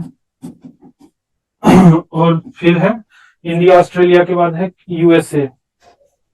यूएसए है कुछ 14% के आसपास। तो ये है सबसे ज्यादा, यहाँ पे है इंडिया में पाया जाता है थोरियम का, वो है ऊपर, मतलब सबसे ज्यादा कहा जाता है कि यहाँ पे है। अब इंडिया में कहाँ पे है थोरियम, इंडिया में कहाँ पे है ये भी पूछा जा सकता है। तो इंडिया में जो है सबसे पहले याद रखना है कि ये पूर्वी तट, ईस्टर्न कोस्ट जो है, ईस्टर्न कोस्ट मतलब पूर्वी तट जो है इसमें, तो इसमें कौन सा है सबसे पहले, इसमें स्टेट के वाइज देखा जाए तो सबसे ज्यादा पाया जाता है आंध्र प्रदेश में, आंध्र प्रदेश ध्यान रखना सबसे ज्यादा पाया जाता है। आंध्र प्रदेश के बाद कहाँ पाया जाएगा सबसे ज्यादा, दूसरा नंबर तमिलनाडु में है, ईस्टर्न कोस्ट मेनली है तो तमिलनाडु में है, फिर उड़ीसा में है, ऐसे करके है। तो मेनली जो है इसमें पाया जाता है। फिर केरला होगा, फिर और भी है जो भी स्टेट्स होंगे। चौथा पे केरला, बंगाल है, फिर ऐसे करके। फोर्थ नंबर पे केरल है। ठीक है, तो ये जो है ये जो थोरियम है, ये इंडिया में सबसे ज्यादा वर्ल्ड में है इसका प्रेजेंस इंडिया में। और इंडिया में कहाँ है, तो सबसे ज्यादा ईस्टर्न कोस्ट पे, पूर्वी तट जो है उसमें कौन सा है, सबसे पहले आंध्र प्रदेश है, याद रखना, तमिलनाडु है, फिर उड़ीसा है, फिर केरल है। ठीक है, तो ये थोड़ा सा याद रखना, पूछ सकता है डाटा। ठीक है, अब एक चीज इसमें ध्यान रखो कि ये मोनाजाइट, ये पूछा जाता है, ये क्या है, इसमें ये अयस्क है, ये ओर है, इसमें क्या क्या पाया जाता है, ये अयस्क है। मोनाजाइट क्या है, अयस्क है। अयस्क, अयस्क मतलब ओर्स, ओर जो होता है। इसमें थोरियम पाया जाता है, एक हो गया। और इस अयस्क में लेंथेनम और सेरियम पाया जाता है। थोरियम, सेरियम, लेंथेनम और एक सेरियम, ये तीनों जो है इसमें पाए जाते हैं मोनाजाइट में। और मोनाजाइट के बारे में क्या है जानते हैं हम लोग, कि ये सैंड में, बालू जो कोस्टल एरिया में जो बालू पाए जाते हैं वहां पे, तो सैंड में जो कोस्टल एरिया में जो बालू पाया जाता है, उसी सैंड में ये लाल भूरे रंग का फॉस्फेट खनिज, रेड ग्रे कलर का लाल भूरे रंग का फॉस्फेट खनिज है ये। ठीक है, ये है पता रहना चाहिए बात। इससे क्या है, थोरियम इससे पाया, थोरियम भी इससे निकाला जाएगा जब भी होता है। तो और ये जो है इसमें ये याद रखना कि ये क्या है, जो लाल भूरे रंग का फॉस्फेट, इसमें क्या है, रेयर अर्थ मेटल, जो दुर्लभ खनिज, दुर्लभ खनिज भी इसको कहते हैं। तो मोनाजाइट जो है इसका, ये किस किस का है, इसमें क्या क्या होता है, थोरियम, लेंथेनम और सेरियम। ये मेनली सैंड जो है, कोस्टल एरिया में जो सैंड है उसमें, वहां पे देखा जाता है। ये रेड ग्रे रंग का होता है, फॉस्फेट खनिज है, जिसमें दुर्लभ मृदा तत्व भी, ये लिख दो इसको, दुर्लभ मृदा तत्व होते हैं। ये क्वेश्चन पूछा है, दुर्लभ मृदा तत्व होते हैं। ठीक है, तो ये हो गया।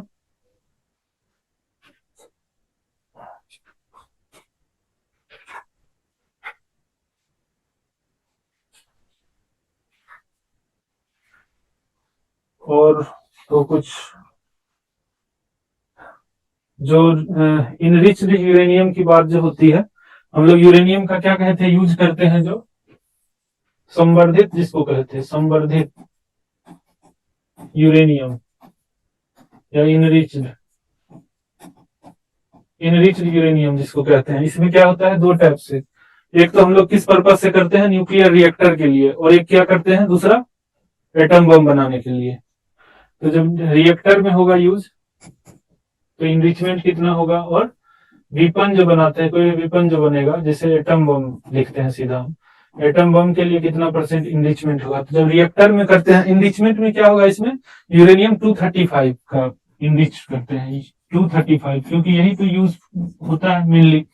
तो रिएक्टर में जब इसका यूज होगा तो इनरिचमेंट का % जो होगा कितना हो जाएगा, 3 से 5% तक, 3 से 5% इनरिचमेंट होगा। और जब इसमें करते हैं तो 90% तक इनरिच्ड होगा। इसीलिए कितना खतरनाक है एटम बम, कि इसमें जो इनरिचमेंट होगा U-235 का, रिएक्टर में सिर्फ 3 से 5% इनरिचमेंट हुआ तो वो एनर्जी प्रोड्यूस हो जाएगा जो काम के लिए। वही एटम बम में 90% तक इनरिचमेंट, 20 से तो ऊपर होना ही चाहिए। इसमें 20 से नीचे तो होना ही नहीं चाहिए, कम से कम तो 20 होना ही चाहिए, लेकिन 90% तक इनरिचमेंट होता है इसमें। तो ये हो गया। ठीक है। भारत में यूरेनियम कहाँ है मेनली पाया जाता है, हम लोग देखें झारखंड में जादूगोरा में यूरेनियम का क्या है वो है, वहां से खनन होता है, मेनली झारखंड में है, जादूगोरा है, भटिन है। ये जो यूरेनियम जो है, यूरेनियम इंडिया में सबसे ज्यादा तो यूरेनियम कहाँ पे है, ऑस्ट्रेलिया में। ऑस्ट्रेलिया के बाद कहाँ पे है, कजाकिस्तान में। कजाकिस्तान में इसका भंडारण, ऑस्ट्रेलिया तो बहुत ज्यादा है यहाँ पे यूरेनियम का। ठीक है। उसके बाद कजाकिस्तान में है। ठीक है। इंडिया की बात जब करते फिर है कनाडा में भी है, कनाडा में है, और भी जो भी कंट्री है। इंडिया में यूरेनियम कहाँ पाया जाता है, इंडिया में मेनली झारखंड में। झारखंड, झारखंड में कहाँ पे, जादूगोरा। एक है भटीन जगह का नाम, और है जादूगोरा है, भटीन है, एक है तुरामडी और नरवा पहाड़ा। नरवा पहाड़ा, एक है तुरामडी। तुरामडी ये सब में खनन बाद में शुरू हुआ। सबसे पहले यहाँ जादूगोरा में 67 से ही चल रहा है खनन, उसके बाद यहाँ शुरू हुआ, ये रिसेंटली 2005 सब के आसपास यहाँ से शुरू हुआ है, तुरम डी हो है। ठीक है। ये सभी के सभी झारखंड में। ठीक है। तो ये थोड़ा फैक्ट है, ये ध्यान रखना, ये ऑस्ट्रेलिया में सबसे ज्यादा यूरेनियम का भंडारण है। ठीक है। तो आज यहीं तक करते हैं, फिर नेक्स्ट क्लास में देखते हैं, कुछ करेंगे कोई टॉपिक ऐसा जो कि एग्जाम के लिए बहुत ज्यादा इंपॉर्टेंट हो। ठीक है। तो ये है चैनल, आप लोग इस शिक्षा कुल पीसीएस चैनल को लाइक सब्सक्राइब जरूर कर दीजिए। Okay, thank you.